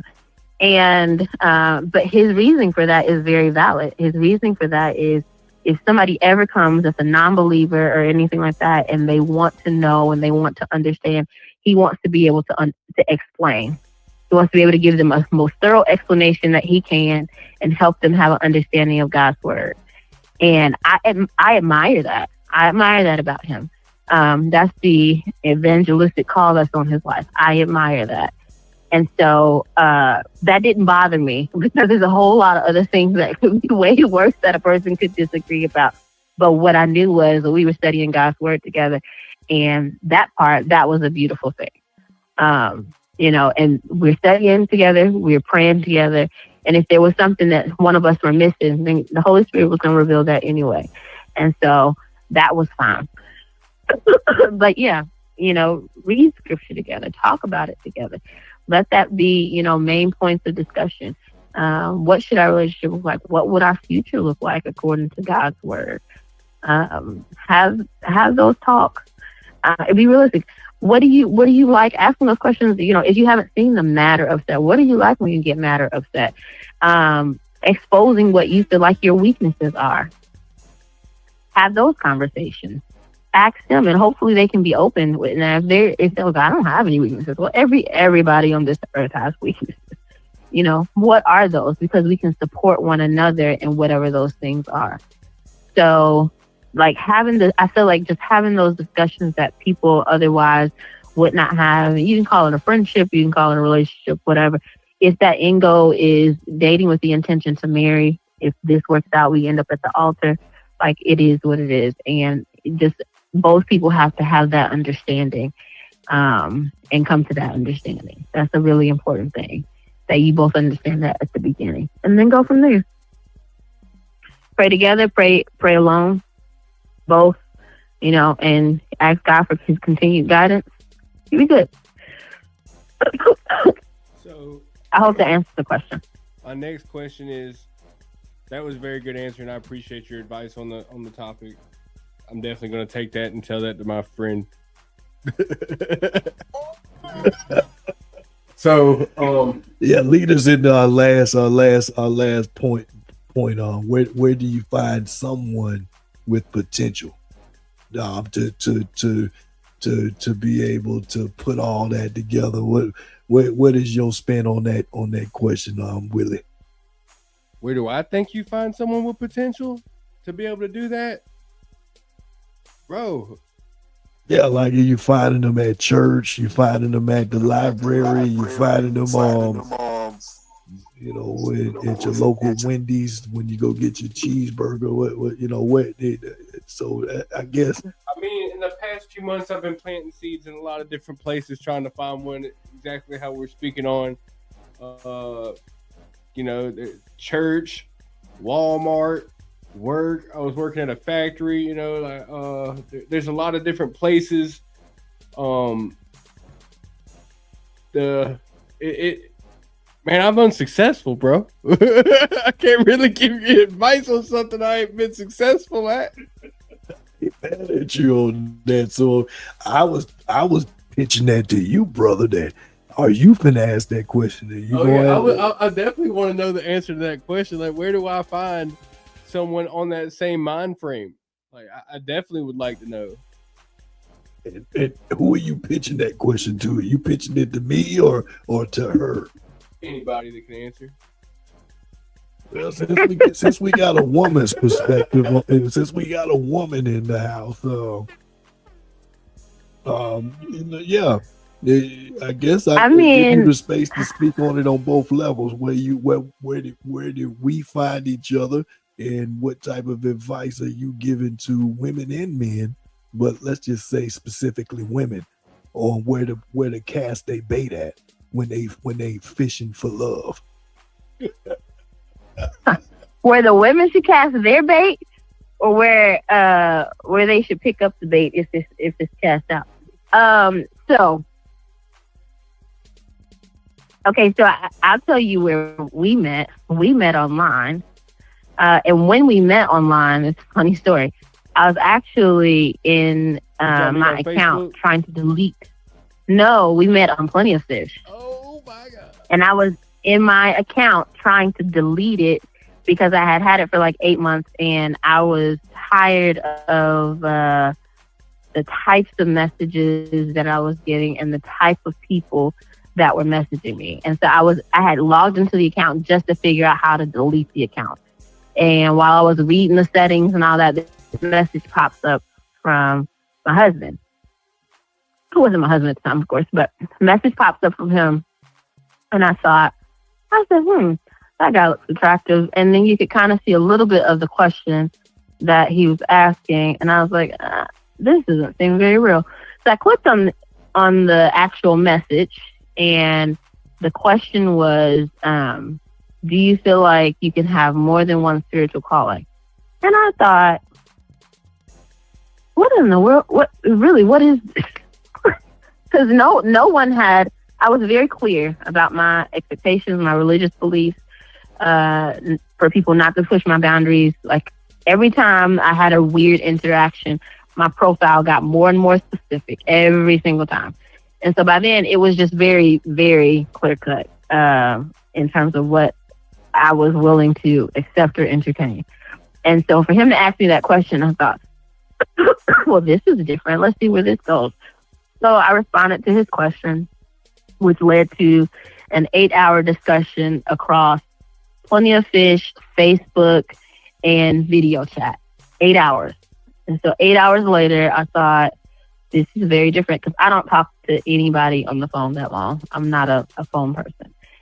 So I thought, this is different. It still seemed a little bit unreal.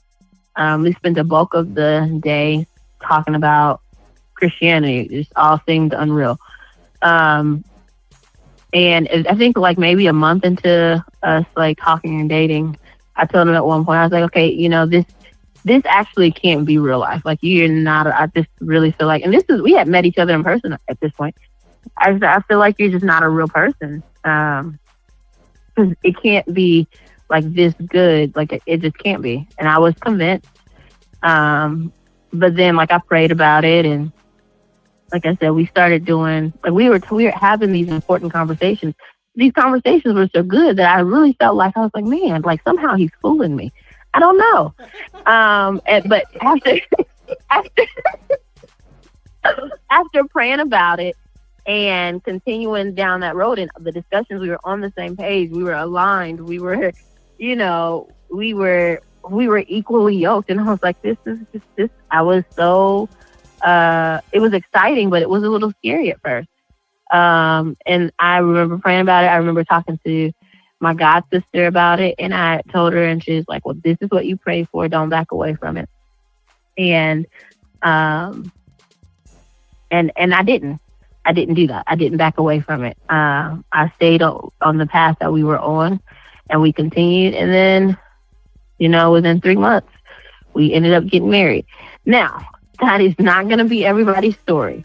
When I say we were intentional, I was at a place where I had moved somewhere for work, so I didn't really know anybody, and he was on the road. So when I say we would talk like 6 to 8 hours every day, but from the time I came home from work and he was on the road, that's all he was doing was just driving.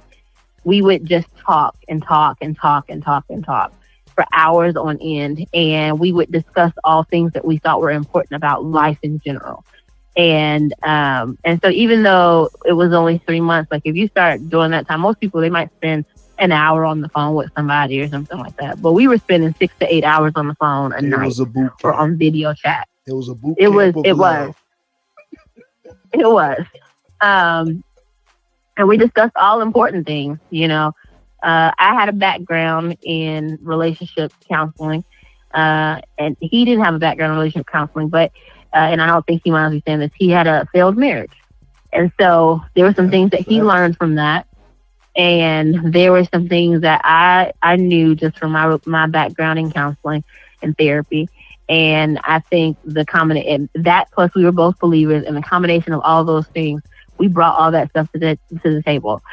And so we were very intentional. So that's how we met. Now, I'm not going to say that that's how everybody's going to meet. With this question, I think you can literally find somebody and meet someone anywhere. The thing is, when somebody shows you who they are, you have to believe them. So someone might say, I'm a follower of Christ, but are they really? Right? And you're going to see that. What does the word say? A tree is known by the fruit that it bears. So you're going to see that by their fruit. And so somebody can say something with their mouth. I think the only two places I probably would encourage people to meet somebody, and this is just my personal preference, I'm not going to say go to the club to find your wife, and I'm not going to say go to the wildest party you could find and find your wife. Like, I'm not going to say that, because, I mean, I think it's a whole lot. People find wives, a lot of times those relationships don't last. But anyway, what I will say is I think that aside from that, you can probably meet somebody anywhere. You just have to be willing to ask what seems like those difficult questions as you're getting to know each other. I have someone that I consider like a little sister. She's not really my little sister, but someone that I consider like a little sister. She's my little sister's best friend. And she met her husband at a gas station. Like she was pumping gas and randomly ran into him.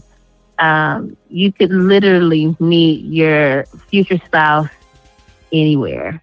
Be open to it.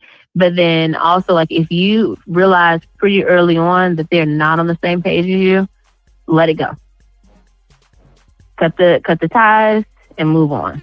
Because so often people waste time trying to convince themselves that maybe this could be something, or maybe I could change this person, which you can't.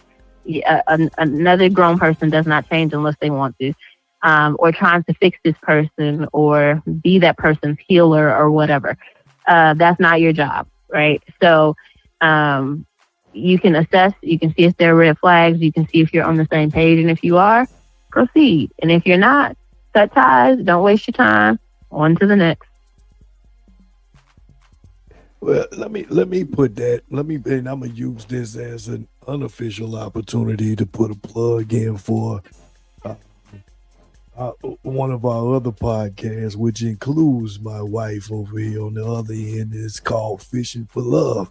And actually, I'm gonna use this time to put you on the spot and speak on why we even thought that this was something that would be of value for the dating world. Because we've went to a conference, we've done all the branding side of it.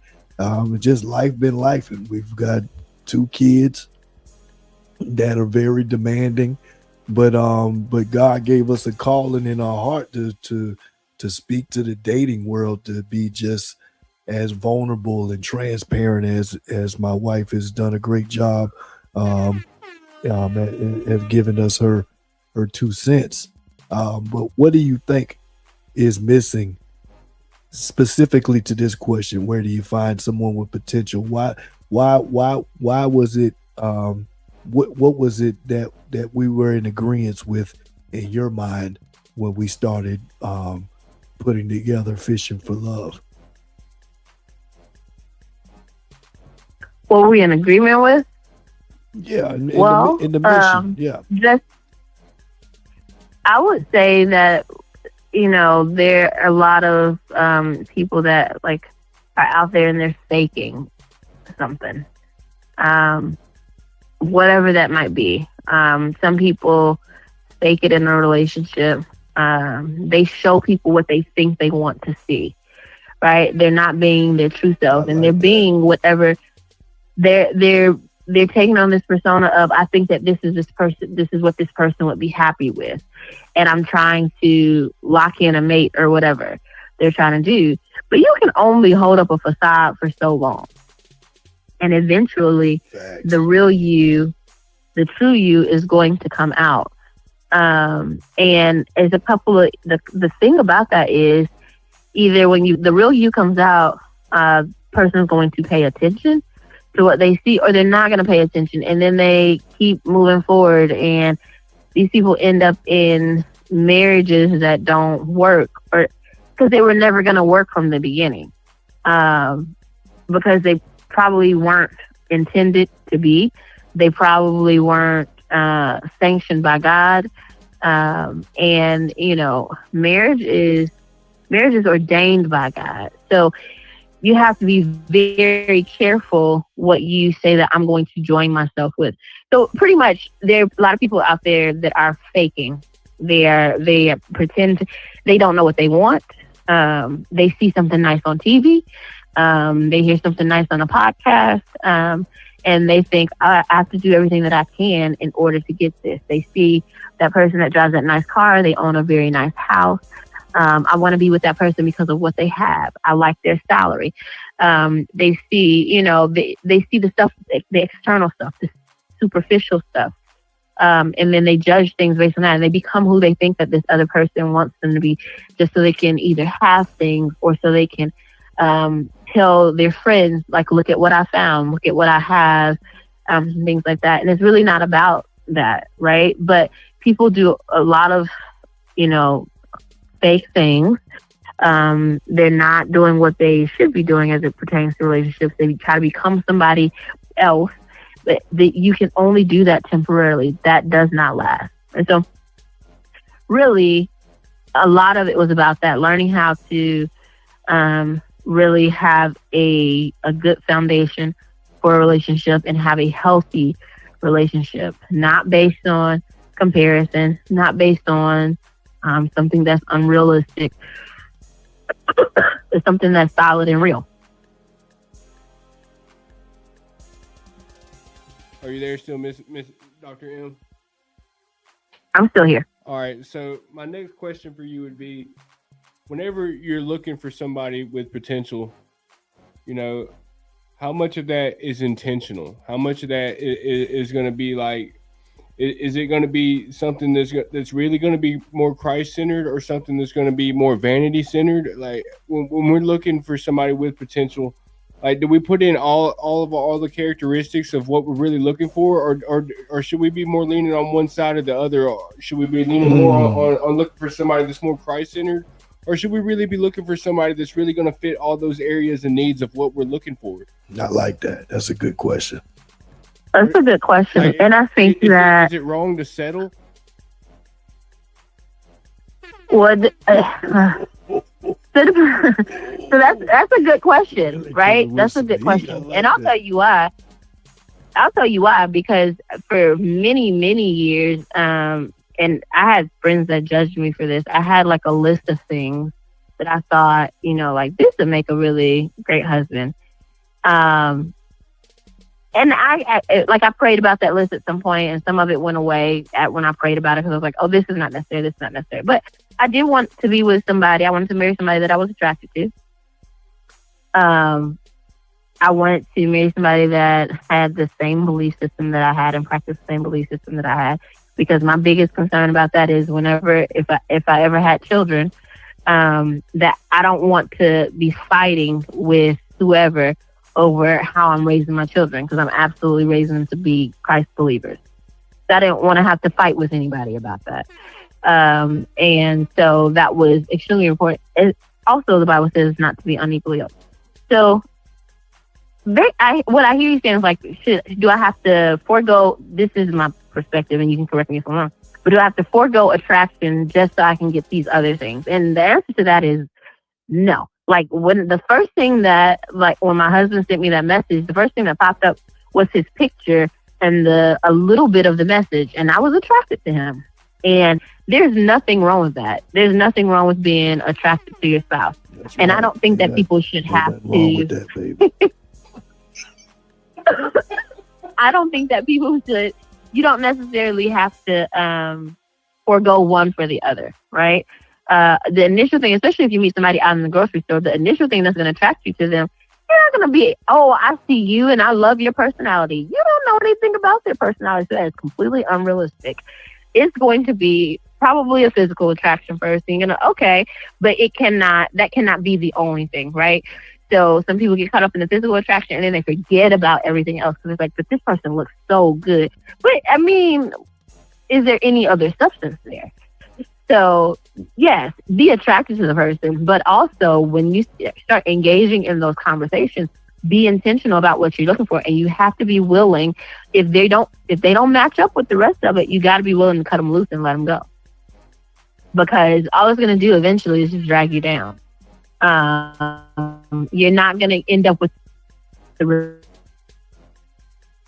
if your results are a long-term helpful marriage, and you forgo everything else because they look really good, you're not going to end up with the results that you want. You're going to live a life that's probably full of chaos, arguments. You might have some kids, and now you're raising kids who are constantly observing this chaos.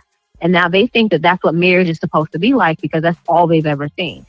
And you're trying to be an example to them of what a healthy relationship is, and they just have not seen that, which in some ways plays into whether or not they'll be able to have a healthy relationship in their future. So you don't have to forego one for the other. That's my opinion. Now,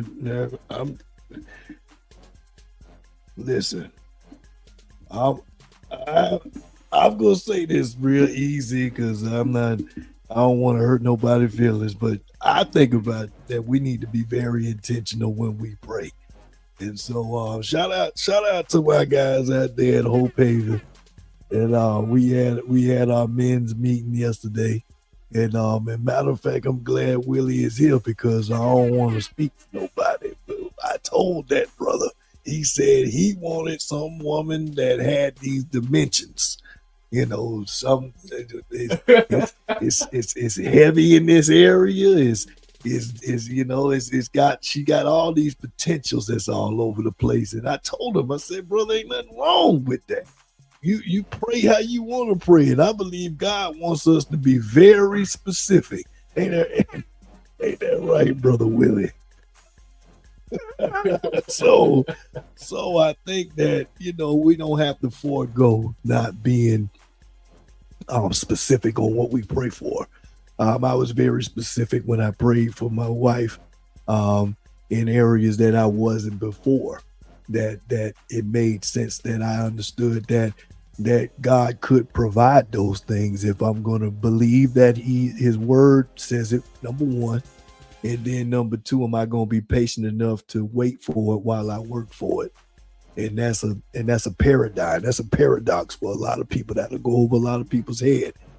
But I understood it. And within less than a year of actually being intentional to pray for it, I met my wife. And that's why it was kind of unbelievable and surreal for me to submit myself at that time. And because I was just like, God, I don't even think I've earned this. This person who has all this potential and shows me that, you know, she's like a mirror. She shows me the view of myself through her. And I saw myself. I didn't see me having to be somebody different. I didn't see myself having to try to, you know, shoot game, because I wasn't shooting none of that, because I ain't got none of that anyway. But you know, I was able to be very, very intentional, like Brother Willie say. So, you know, the thing out of this is that I just want to not leave her to herself to speak on all the things between us. Is that, you know, it was very intentional on what I wanted to. Like of course, I'm very attracted to my wife. I don't want to get rated R while I'm talking, but there was a point that I had to be very humble on what God was giving me, because, you know, sometimes we get something that's in front of us and we think too much of ourselves, that we miss our blessing, thinking that, you know, I deserve, you know, timing, because timing could be the biggest problem. I see that more timing for women than it is men, because they're falling into their potential, and they're in an area of life to where, you know, relationship is not very convenient for that time, and they may have to, you know, miss an opportunity that they may think is career oriented, and I think you can even speak to that as well, Dr. Miriam. You know, that there's some things that, how does that work when you're trying to find someone with potential, when y'all are like us. I was in Pennsylvania when we met, and you was in Florida, and so, you know, somebody had to uproot themselves to make it work, or both people do. So how does that potential work when distance becomes a challenge? Willie? Well, you want to?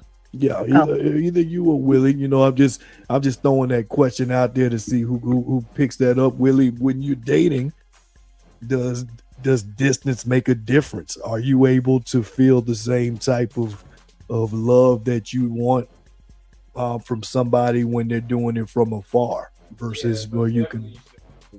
So, like, when I was staying in California, I was in California for a good while, and the girl I was dating was back here in Alabama, and, you know, like you said, we were having those super long phone calls. I'd be getting in trouble because I got to go to class, and I'm not in class because I'm outside on the phone talking to my girl. You know, so distance, you know, it's one of those things where a lot of people want to say that like distance is a problem, or it's really just who you are. You know, what you feel for that person, what you're willing to work through with that person. You know, because the girl I was in the relationship with when I was staying in California and she was out here, we lasted. We lasted till I got back. You know, then my own dumb self messed it up. But the distance thing doesn't matter. If anything, you know, like you said, it makes it to where you can communicate better because you're not like face to face is one thing trying to communicate with somebody, but when you're communicating over the phone for long hours at a time, you know, it's easier to have that communication skill once you get face to face with each other. And you know, still to this day, me and that girl are best friends. You know, we're still friends to this day. You know, it's just we just grew apart a little bit on certain areas once I got back and I started, you know, my own little tangent of downfall. Got you. They definitely don't want to leave you out there without a life raft because I seen you was starting to sink. I didn't want you to have to put too much information out there. It sounds like you might still have some attachments. You might still want her out there. Hey, whoever you are, it sounds like that. It sounds like that. My brother Willie over here it wants to do the pop the balloon show with you.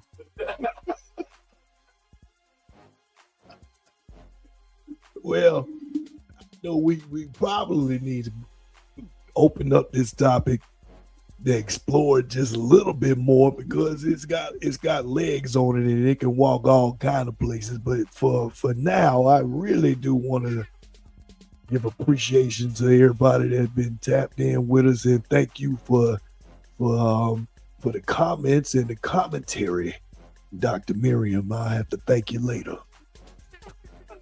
So, but and shout out to my brother Willie over here, and shout out to Hope Haven, Dr. Miriam. Also, I have to give flowers where they're due. My wife has also got her doctorate in psychology, which helps her better to diagnose my problems. So I with the anointing of the good Lord in her background, that's what's keeping this relationship afloat, and I am truly thankful. Dr. Miriam, you got anything else you want to give us before we close out tonight? And truly thank you for your time too. No, I don't think I have anything else. I think that distance can be really good for relationships though, because society says this is not Bible, okay? Society says how good is the sex, how passionate can you be, like all of these things that they make a priority. When the Word of God tells us that we should be waiting until after marriage anyway. When there's distance between you, it creates like the opportunity for you to build something that's way more than that, than just focus on the physical. You really have the opportunity, gives you the real opportunity to focus on what's real. And I think that can be significant and important. And for some people, it's really hard to do. Like once we actually got married, we thought that we would continue for the next few months, at least it was like 6 months until we were supposed to be moving, that we were going to just maintain the distance. And that was very difficult. It worked for us when we were dating. It was challenging. Because we had goals. I'm gonna be honest, it wasn't a challenge for us. It was a challenge for me because I said, baby, you know, I'm gonna stay in Pennsylvania until we figure out, you know, where our next step was, because she was interning at the time, so we knew that, you know, being in Florida for her, even though that's where I'm from, you know, was fleeting, temporary. So we were already planning what was next. But the duration of that short amount of time, because our time in Florida was less than a year post being married, and I thought I'd be able to make it work. I was just like, you know, I'll come, you know, I'm driving anyway. I'll just pull up on you, and no, that didn't work. So no, that did not no, work. post marriage it didn't work out for me. But before we got married, it was probably a good thing for us. Like I said, we were able to spend more time focused on what was really important and to honor. One of the things that I said from the very beginning is that, and he was supportive of this as well, but that I was waiting until marriage. And so that was very, I think, helpful in that respect as well. We didn't, it wasn't a whole lot of time to be tempted or anything like that. We were focused on what we were focused on, and that was laying a foundation and really doing things God's way. So I think distance can be a good thing for Christian couples. Very true. Because it gives you the opportunity to focus on what's important. Yeah, let me add to that because I think it's very key to hear from a man's perspective. I'm glad that, as my wife said, as we were dating, we wasn't on each other every day, and I mean that. Like I wasn't hanging out at her apartment. She wasn't at my place every day trying to court each other, because that's difficult. That's difficult when those hormones are moving around and you're attracted to the person you're with. You're setting yourself up for something that could trip you up. That those feelings are great, but they're not useful when you're not at peace on how the way you're going to exercise that. We knew we were dating to marry, so those would have been very challenging if I would have been around her every day. It would have been more, like I say, challenging for me, because I'd have been trying to figure out conversations to say, versus knowing that I probably want to kiss on her and smell on her and touch on that booty, So my God. I'm glad I didn't have those trips and snares, because I don't know how much of the heathen that my 1 year Bible that I was trying to pursue, and I was only 3 months in. I don't know how much that would have helped me. So I'm thankful that Pennsylvania was longer than a reach away. So and I'm glad I can say that now, because that's my wife. So but back then that wasn't the case. But yeah, I don't give that advice to everybody else. But again, thank you so much, baby, for flattering me and speaking on me in a good way. I don't think you had to fabricate too much. I don't think you had to fabricate too much.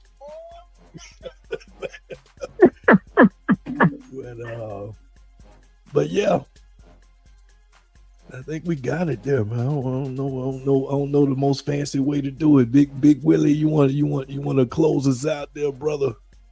Yeah, I got you. All right, so guys, we covered all the topics we needed to cover. We had the hot seat. We had the trending things go on. Deacon Weezo's sleep over there. No, he's out. Oh, good question. I got a question. We're going to start this as a standard to end us out. I got a good question for us. But Willie, while I'm cooking that up over here, I got to find it on my tablet so I can say it the right way. Anything else you want to say for us before we get to that closure? Mama, don't send the link to that girl.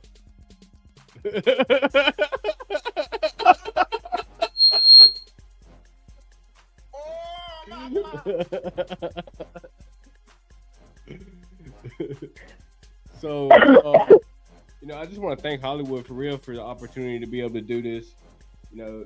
Seeing a little bit of growth in me and the consistency and the things that I got going on, to be able to have the chance to do this. I really want to give a shout out to my church. Anybody that's watching at church, I love y'all. Mama, I'll be home one day.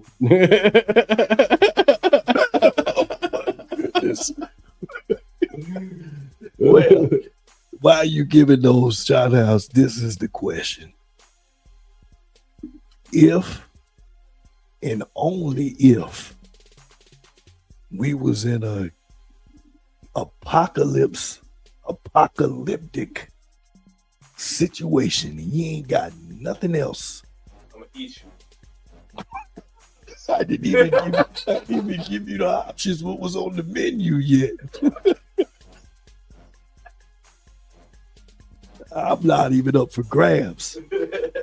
But these are, so out of these 4 things, if you had nothing else to eat, and Dr. Miriam, you're going to have to answer this question too. What would you eat first? Number 1, a monkey.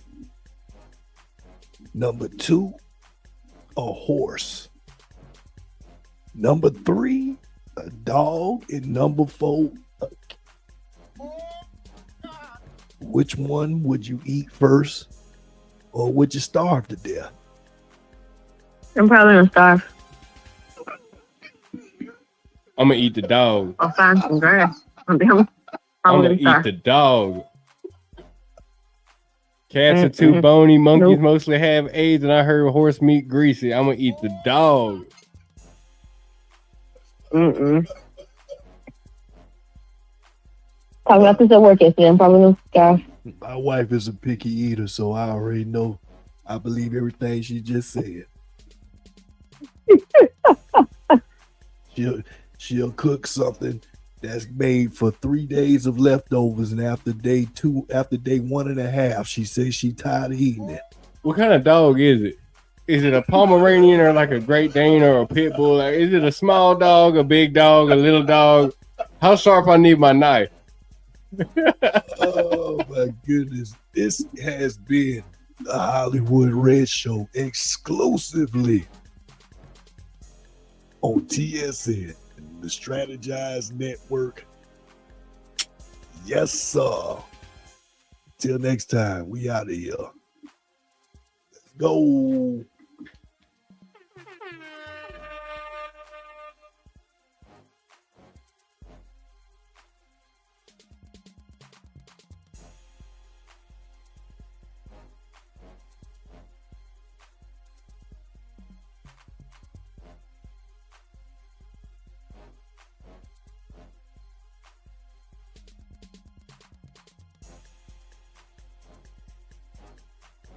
You're tuned in to the one and only, the Strategize Network, TSN.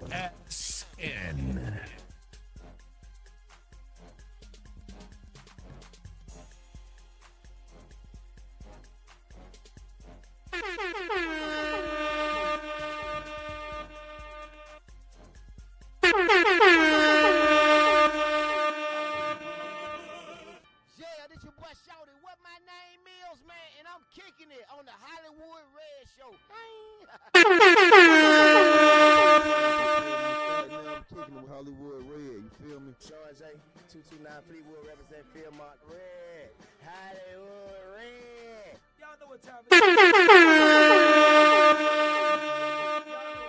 When I'm in Florida, I'm chilling with my main homeboy, my real homeboy, my dog. You understand me? Hollywood Red. Please believe it. Hey, let's get ready to bust it down.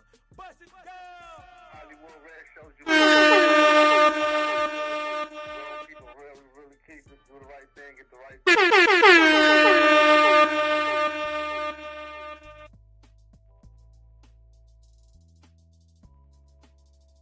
thing. You're tuned in to the one and only, the Strategize Network, TSN.